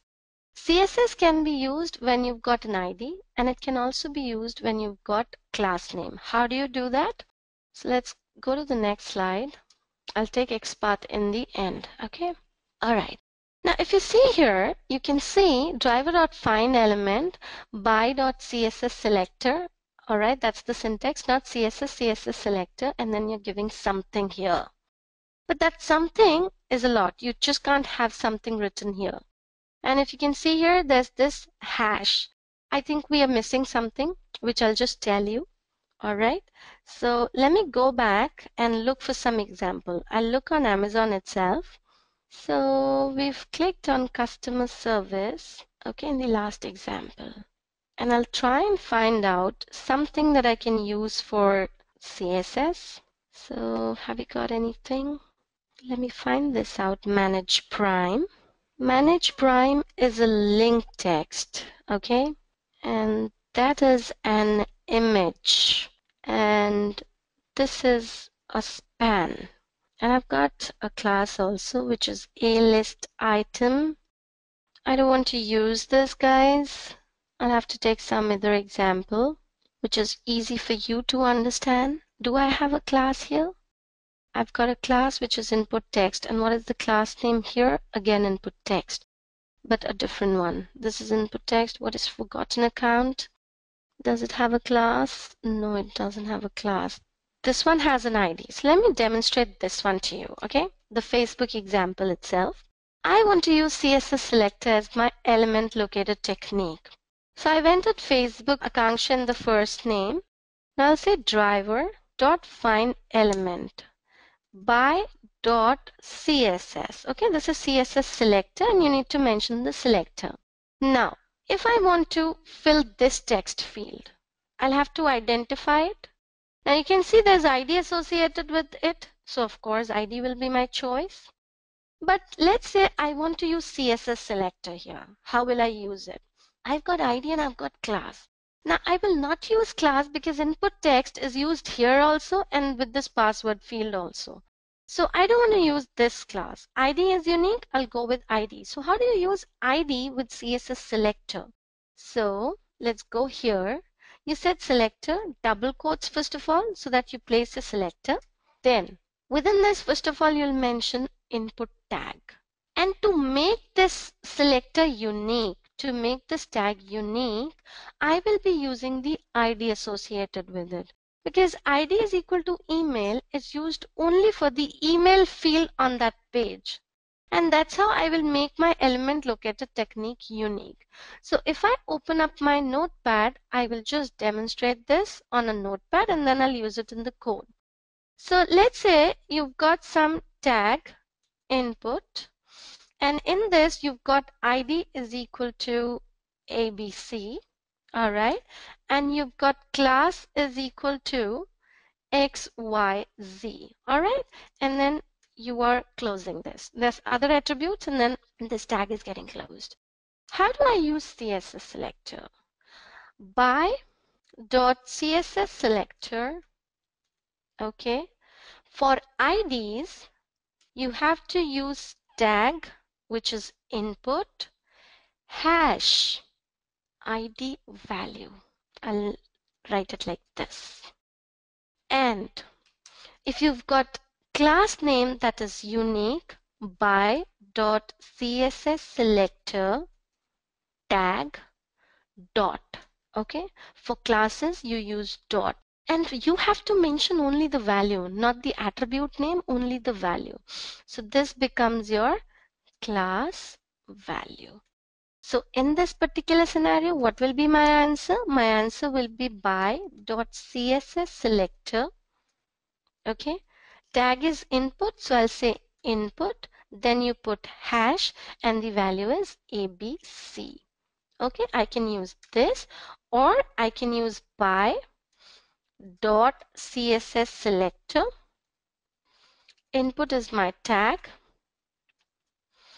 dot class value, which is XYZ. Okay, and close it. Done. So that's what I'm going to use. You can take a screenshot if you're watching this tutorial just to, save it. And then dot. So we've got this input and I'm going to use ID. So that should be hash and ID value is email. So that's my CSS selector. And what do I want to do? I again want to send keys. How do I send keys? Using send keys. And let's say I'm giving my ID. Okay. Let's just say abc@gmail.com. All right. Only this much. Done. What am I missing? Double quotes. Control save. And I'll run this. So we're calling running with Facebook. Let's just run it again. Okay, Akanksha and abc@gmail.com. Okay, so we've used 7 locator techniques here. We haven't demonstrated tag name. I can take that up later. Now I'm left with XPath. XPath is a concept in itself. Okay, so let's understand XPath now. I'll just close these windows first. Okay, that's my Firefox. And if you come to Facebook or you come to Amazon, for example, I'll scroll it down. I'll go to Amazon's homepage. Now, let's click on this sign in or maybe this sign in, hello sign in. Okay, this drop down or anything. Let's say I've come till here. All right. And I will expand this back so that you can see the code. Look at this. Span class is nav-line-1 and then there's some text which is hello sign in and then there's this close tag. Okay. You've got 8 element locator techniques starting with ID. Can I use ID here? No. Can I use name here? No. Can I use class name here? We'll have to check. But how do you check? This class name says nav-line-1. Let's hover mouse here on try. This is using again nav-line-1, which means that there are multiple instances of this class name. So I can't even use class name here. Next is we've gone through ID, name, class name, tag name. For tag name also I need some attribute. Or I want the tag name to be unique. So there are multiple spans on this page. I can't use tag name also. Then there is link text and partial link text. Okay. So I don't have any link associated with it, with this particular one. Okay. So I can't use link text. I can't use partial link text. Now is left CSS selector and your XPath. Can I use CSS? No, I can't because this class is not unique and I don't have ID. So I can't even use CSS selector for span. The only choice left is XPath. Okay, so what is XPath? XPath is a path expression. What is XPath? It is a path expression so that you can iterate through this HTML or XML document using this path expression. When I say iterate through this document using path expression, it means if I don't have any choice to use to find my element, maybe I will have to use some other base. Let's say, for example, I'm using HTML. Then within HTML, I will come down to body. Then within this body, I'm coming down till this div, okay, so that I can identify my element. All right. And then I will scroll down, okay, and then I'm coming to this header because my element is within this header. So I'm basically trying to come down, starting from HTML, I'm trying to come down to a point within this document where my element is, right? So I am iterating this document. And how will I iterate this document? By following some tree structure. So this again, this entire document is nothing but a tree structure. So we've got this HTML as the most parent tag, okay, and then I'm coming down to different child elements, right? So my element is within this header. Now in this header there is this div, and then if you come down, we've got this div. Okay, so within that upper area, I've got this right hand side area which is within this div which has ID is equal to navigation tools.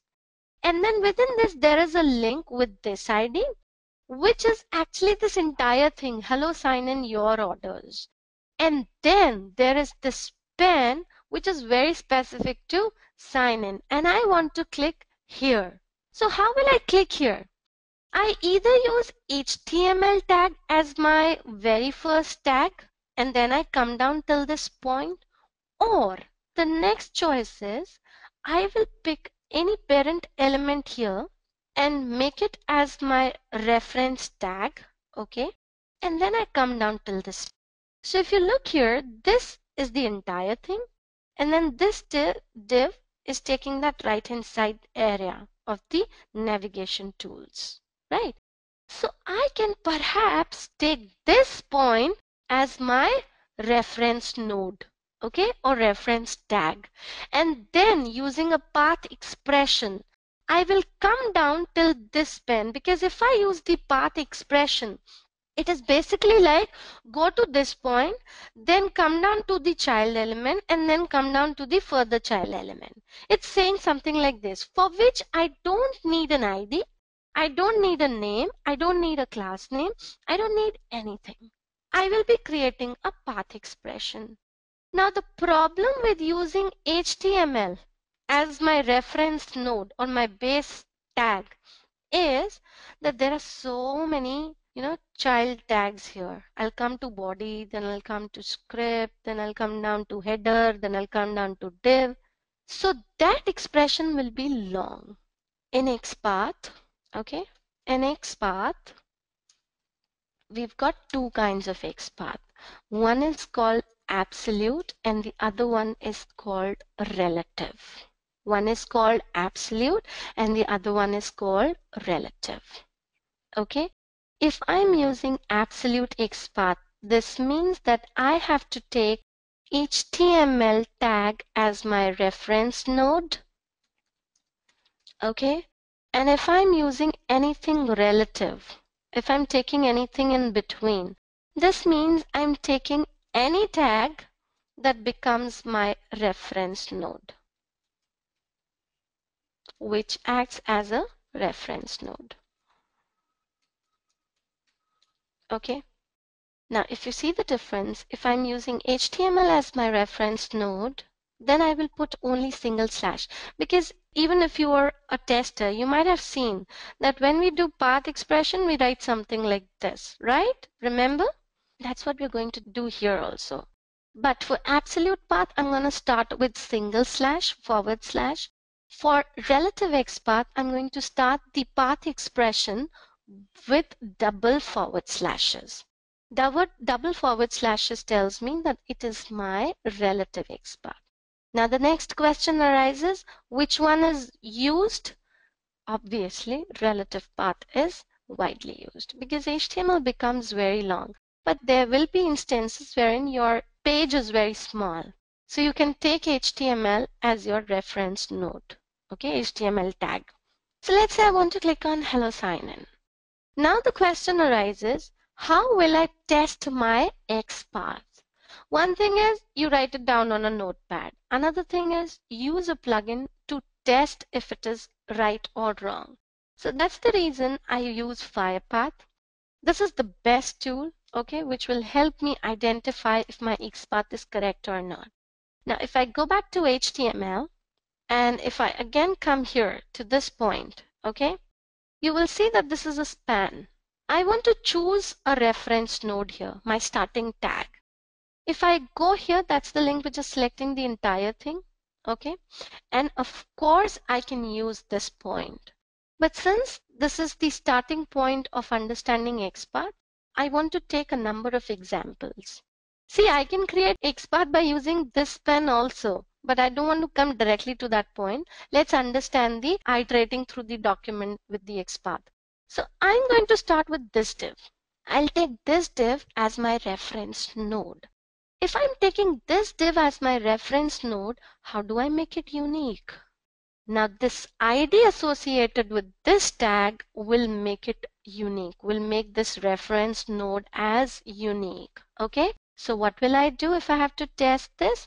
I'll go to Firepath. I want to write a relative XPath, which means I need double slash. My starting tag is div, but div, there are so many div. I want to make it unique. So to make it unique, you'll have to associate an attribute with it. How do you associate an attribute? You put square brackets. Now within the square bracket, you will mention some attribute. And what is the attribute? ID. How do you mention attributes in XPath? By using @ sign. So I'll say I have to go relatively to a div tag that has ID equals something. So in single quotes, you will mention the value. Don't forget to copy this because sometimes it just goes off HTML. So I'll come back here. This div has ID is equal to nev-tools. So Firepath, Control V, nev-tools. And to test if this is correct or not, press enter. Can you see that this part has got highlighted? The reason is that this is correct. Okay. Then I want to come down to which point? I want to come down till the span within this. I want to come here. Hello sign in. Right? So how do I come here? See, after this div, the child element or my element has a parent element, this anchor tag. And this anchor tag is this div's child element. So I need to first come down to this A and then I need to come down to this span. Okay. Now if I press enter, the problem here is with div ID is equal to navigation tools and A and then span.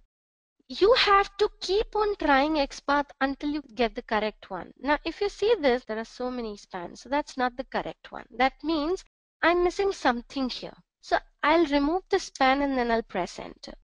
Now in nev-tools, because nev-tools was this entire thing and there are so many anchor tags associated with it. So to make your anchor tag specific, what will I do? I will again associate ID with it. So I'll say, take me to navigation tools, which is this entire area. Then take me to the link that has ID equals nav link your account. Okay. Now your question would be, that if that's the thing, then why aren't you starting from this anchor tag itself as a reference node? Of course you can do that. However, since we just started XPath, I want you to understand the concept clearly.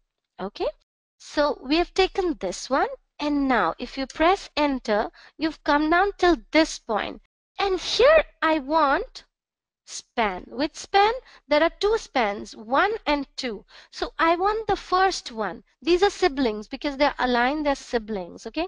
So I'll say slash span with span first span.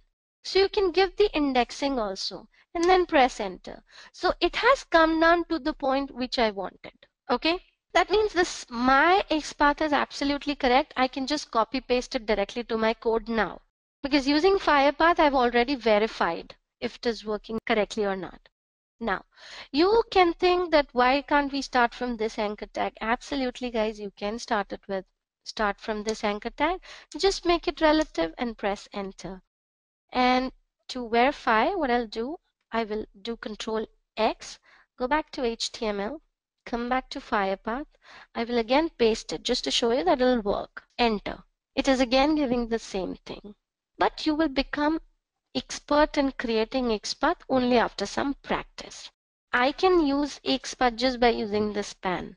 I can create XPath just by using this span. But for this, I need XPath functions, which we've still not learned. Maybe we'll use the same example again with advanced techniques. But for now, this is how you're going to create your relative XPath. Okay, now let's see a couple of examples here. Let's complete those examples. Let's say I'll take the same one. Let's go to HTML. I'll take Amazon only. See, when I click on this drop down, I get the sign in. But there's a whole lot story to it. Okay, when you want the sign in, you first have to come here. Okay, to this point. So there's the sign in within this span, which is different from the one which we used. Okay, so if you can use it, I'll leave it to you. Try it as a homework. Okay, this one. And yes, you can do that. Don't worry, you can do that. All you have to do is click here and then you get the sign in. You will find it out. So I'll leave this as a homework to you. Let's get rid of Amazon. Let's take some difficult examples now. Maybe a few simple one and then the difficult one. So let me open Paytm, okay, and then we'll go to reservation websites because reservation websites are actually a little difficult, okay. I'll take a simple one here, then we'll go to reservation websites. So let me find out if we've got anything that was as good as the example on Amazon. DTH. So these are all anchor tags, so they're easy to use, all right. Login or sign up. This looks good to me and I can use XPath for it. So let's say I want to click on login sign up and this is the HTML code, HTML line that has got selected. Now the thing is I can use this very line to generate XPath, but that's an advanced thing. Let's create a relative XPath first. So if you see here, there's a class associated with it. Okay, and there's data React ID associated with it. Everything has data React ID, and if you see, these React IDs are unique. Now you won't have the attributes like data React ID everywhere. Okay, it could be specific to Paytm as well. But we will take help of this data React ID. How?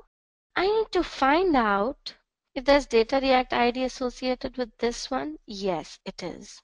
So I can take help of this data React ID here. It is not any of the element locator technique. However, it will let me create relative XPath at this point itself. Because what will I do? I'll just copy it, guys. Okay. I'll go to Firepath. I'll say /, that means find relatively, and I'll say take me to the div which has got, that means @ which has data React ID as 46, and it has to be in single quotes. Okay, if you want to use double quotes, I'll tell you how to use double quotes. You can't use double quotes just like that. Okay, and press enter. Can you see that has got selected? Because in this scenario I had this attribute which acted as a unique attribute for this particular tag to get the XPath. And I didn't have any other choice. See, I could have used class, but I'm still not sure whether this _3ac hyphen is unique to this element or not. Other than that, I don't have anything associated with this. I can't use link text, partial link text. I can't use name, class name, and ID. I can't use CSS select here. So this is the only choice left with me to create an XPath. Okay, so this scenario had this unique attribute which helped me create the XPath. Let's take another example of Yatra. Okay, now what I want to do on Yatra is I want to click on this calendar, and then I want to, now the current month is March, and if you talk about reservation websites, your first month that opens up is the current month. Okay, I'll again hover mouse. Just give me a second. So I'll click here. All right. And then I want to say, for example, go to June. Okay, let me open up HTML. And then I want to select June 21. So how will I identify this June 21? How will I get this selected? I want to create XPath because if you see here, if you come to the date, very specific date, there's nothing other than the tag and a class name, daynum. Daynum is used at number of places, so I can't use this class. I don't have anything other than XPath as my choice. How will I create XPath with this? Now, my students, they give me a number of options, and I always take this example up because this is a little difficult and it helps understand this concept very well of XPath and how to choose your reference node. Now, if you look here, people say use this ID, start from here, start from this anchor tag which has got this ID. So I'll show you what happens if I use this ID, guys. Okay, Control C. Go to Firepath, and that's an anchor tag, /A, and it is saying @Control V, use this ID, so that you go to that particular date, 21/6/2017. Okay, fine. Enter. How many do we have? Because there's a probability that something is getting used elsewhere as well. Okay? No doubt this date is 21 June 2017, but on this entire document, on this entire HTML page, there might be instances that the same thing is getting used again. So this one is not unique to mine. Yes, the first one is mine, but there are so many others also. So I just can't use this as my reference node for sure. So let's go back to HTML. Then I again ask them, so how will you identify that? This has failed for you. They say use this column. But again, guys, if this anchor is getting used at number of places, obviously we can have similar kind of columns at other places as well in the same document. So let's get rid of this part. Okay, then they go beyond this T body, and then they said, tell me that start from table, because this table is day container table, and take this as your reference node. I say, okay, fine, we'll take this as my reference node. So I'll take this table and I copy this class. Okay, Control C. Then I go to Firepath, and then I do /table, and then @Control V. Okay, class is equal to day container table. Backspace this and enter.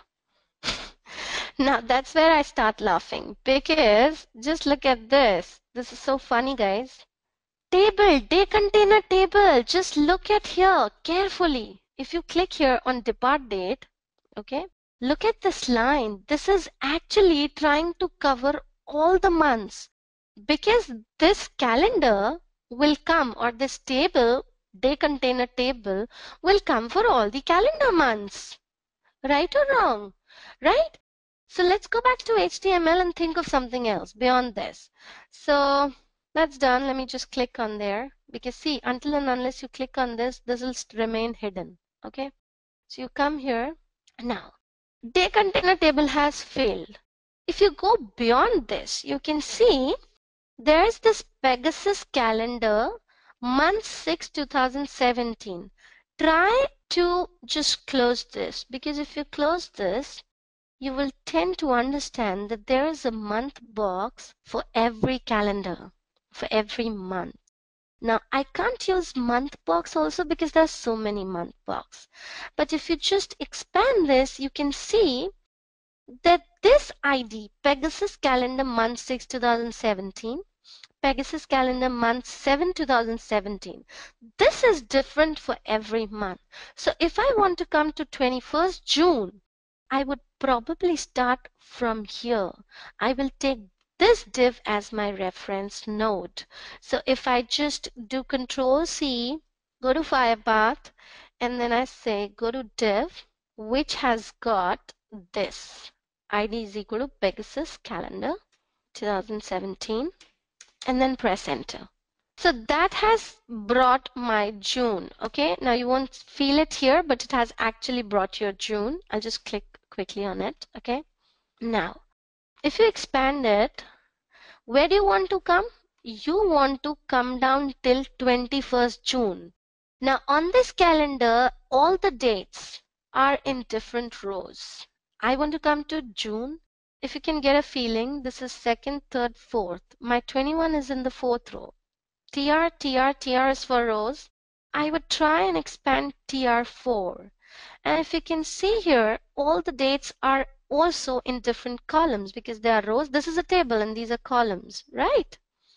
I'll try and use my pen if I can use. Okay, so if you can see here, all these are rows. All right, I'll erase the drawing.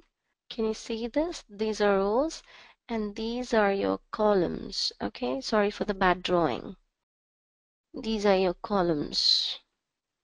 Got it? That means my date, 21st of June, is at a particular row and column. So if you see this carefully, 1, 2, 3, 4 is in row number 1. Then this is second, third, fourth. So I need to expand fourth row. And 1, 2, 3. So 21 should be here, okay? But this is like 18 is coming up in this row as well, okay? And I think that's June only, yes. I hope I'm clicking on June. Just give me a second. I think I'm not in June. I have to click on June. Okay, now I think it should be fine. So if you see, 21 is in fourth row and fourth column. So that's what it is here, 18, 19, 20, 21. If you expand this TD, you get this A, and if you go to this pen, your date is getting highlighted. So I actually have to come down to this point. So how do I come? Div, then table. So I'll go to div first, which is the next child element. Then I'll go to table, which is the next child element. Okay. And then comes your T body. So you can say T body now. T body is your table body. Okay. Then 1, 2, 3, 4. These are siblings. I want to come down directly to the fourth row. So you want to come to row number 4 and press enter. See, this row gets selected, okay? And in that row, you want to come down till column number 4. So I'll say TD4 again, slash TD4, enter.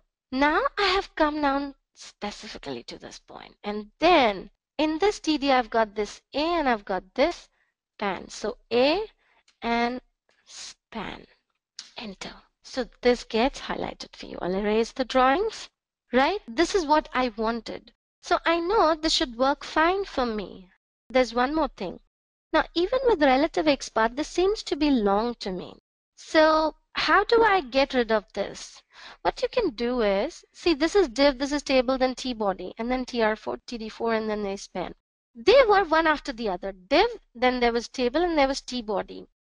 What we can do is we can insert relativeness within this relative XPath by deleting this and putting double forward slashes again so that this thing escapes everything that's in between this element and starting tag.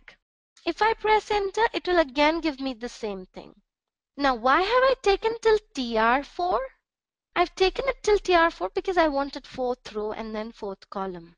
If I skip that, then I'll get confused. Which A should I go to? Which span should I go to? Because there are so many spans. So that's the reason I only made it relative till here, so that you get to the fourth row after this and then fourth column and then A and span to get this 21st of June. Okay? That's how you identify your starting tag or your starting node in your relative XPath. Okay, so we've covered all the element locator techniques here. Let's go to the next slide. All right, so now there's one more thing here in XPath, okay? There are advanced XPath functions. And if you talk about, real-time scenarios, and if you talk about dynamic elements from that perspective, these commands are very important. So if you've heard of them, they are contained, starts with, ends with, following, preceding, following sibling, preceding sibling. So there's a lot to it, which is going to take a long time to explain. All right. So what I'll do, I'll try and cover them up in the next tutorial for you all. They are very important, and believe me, they come for your rescue in situations where nothing is helpful. All right.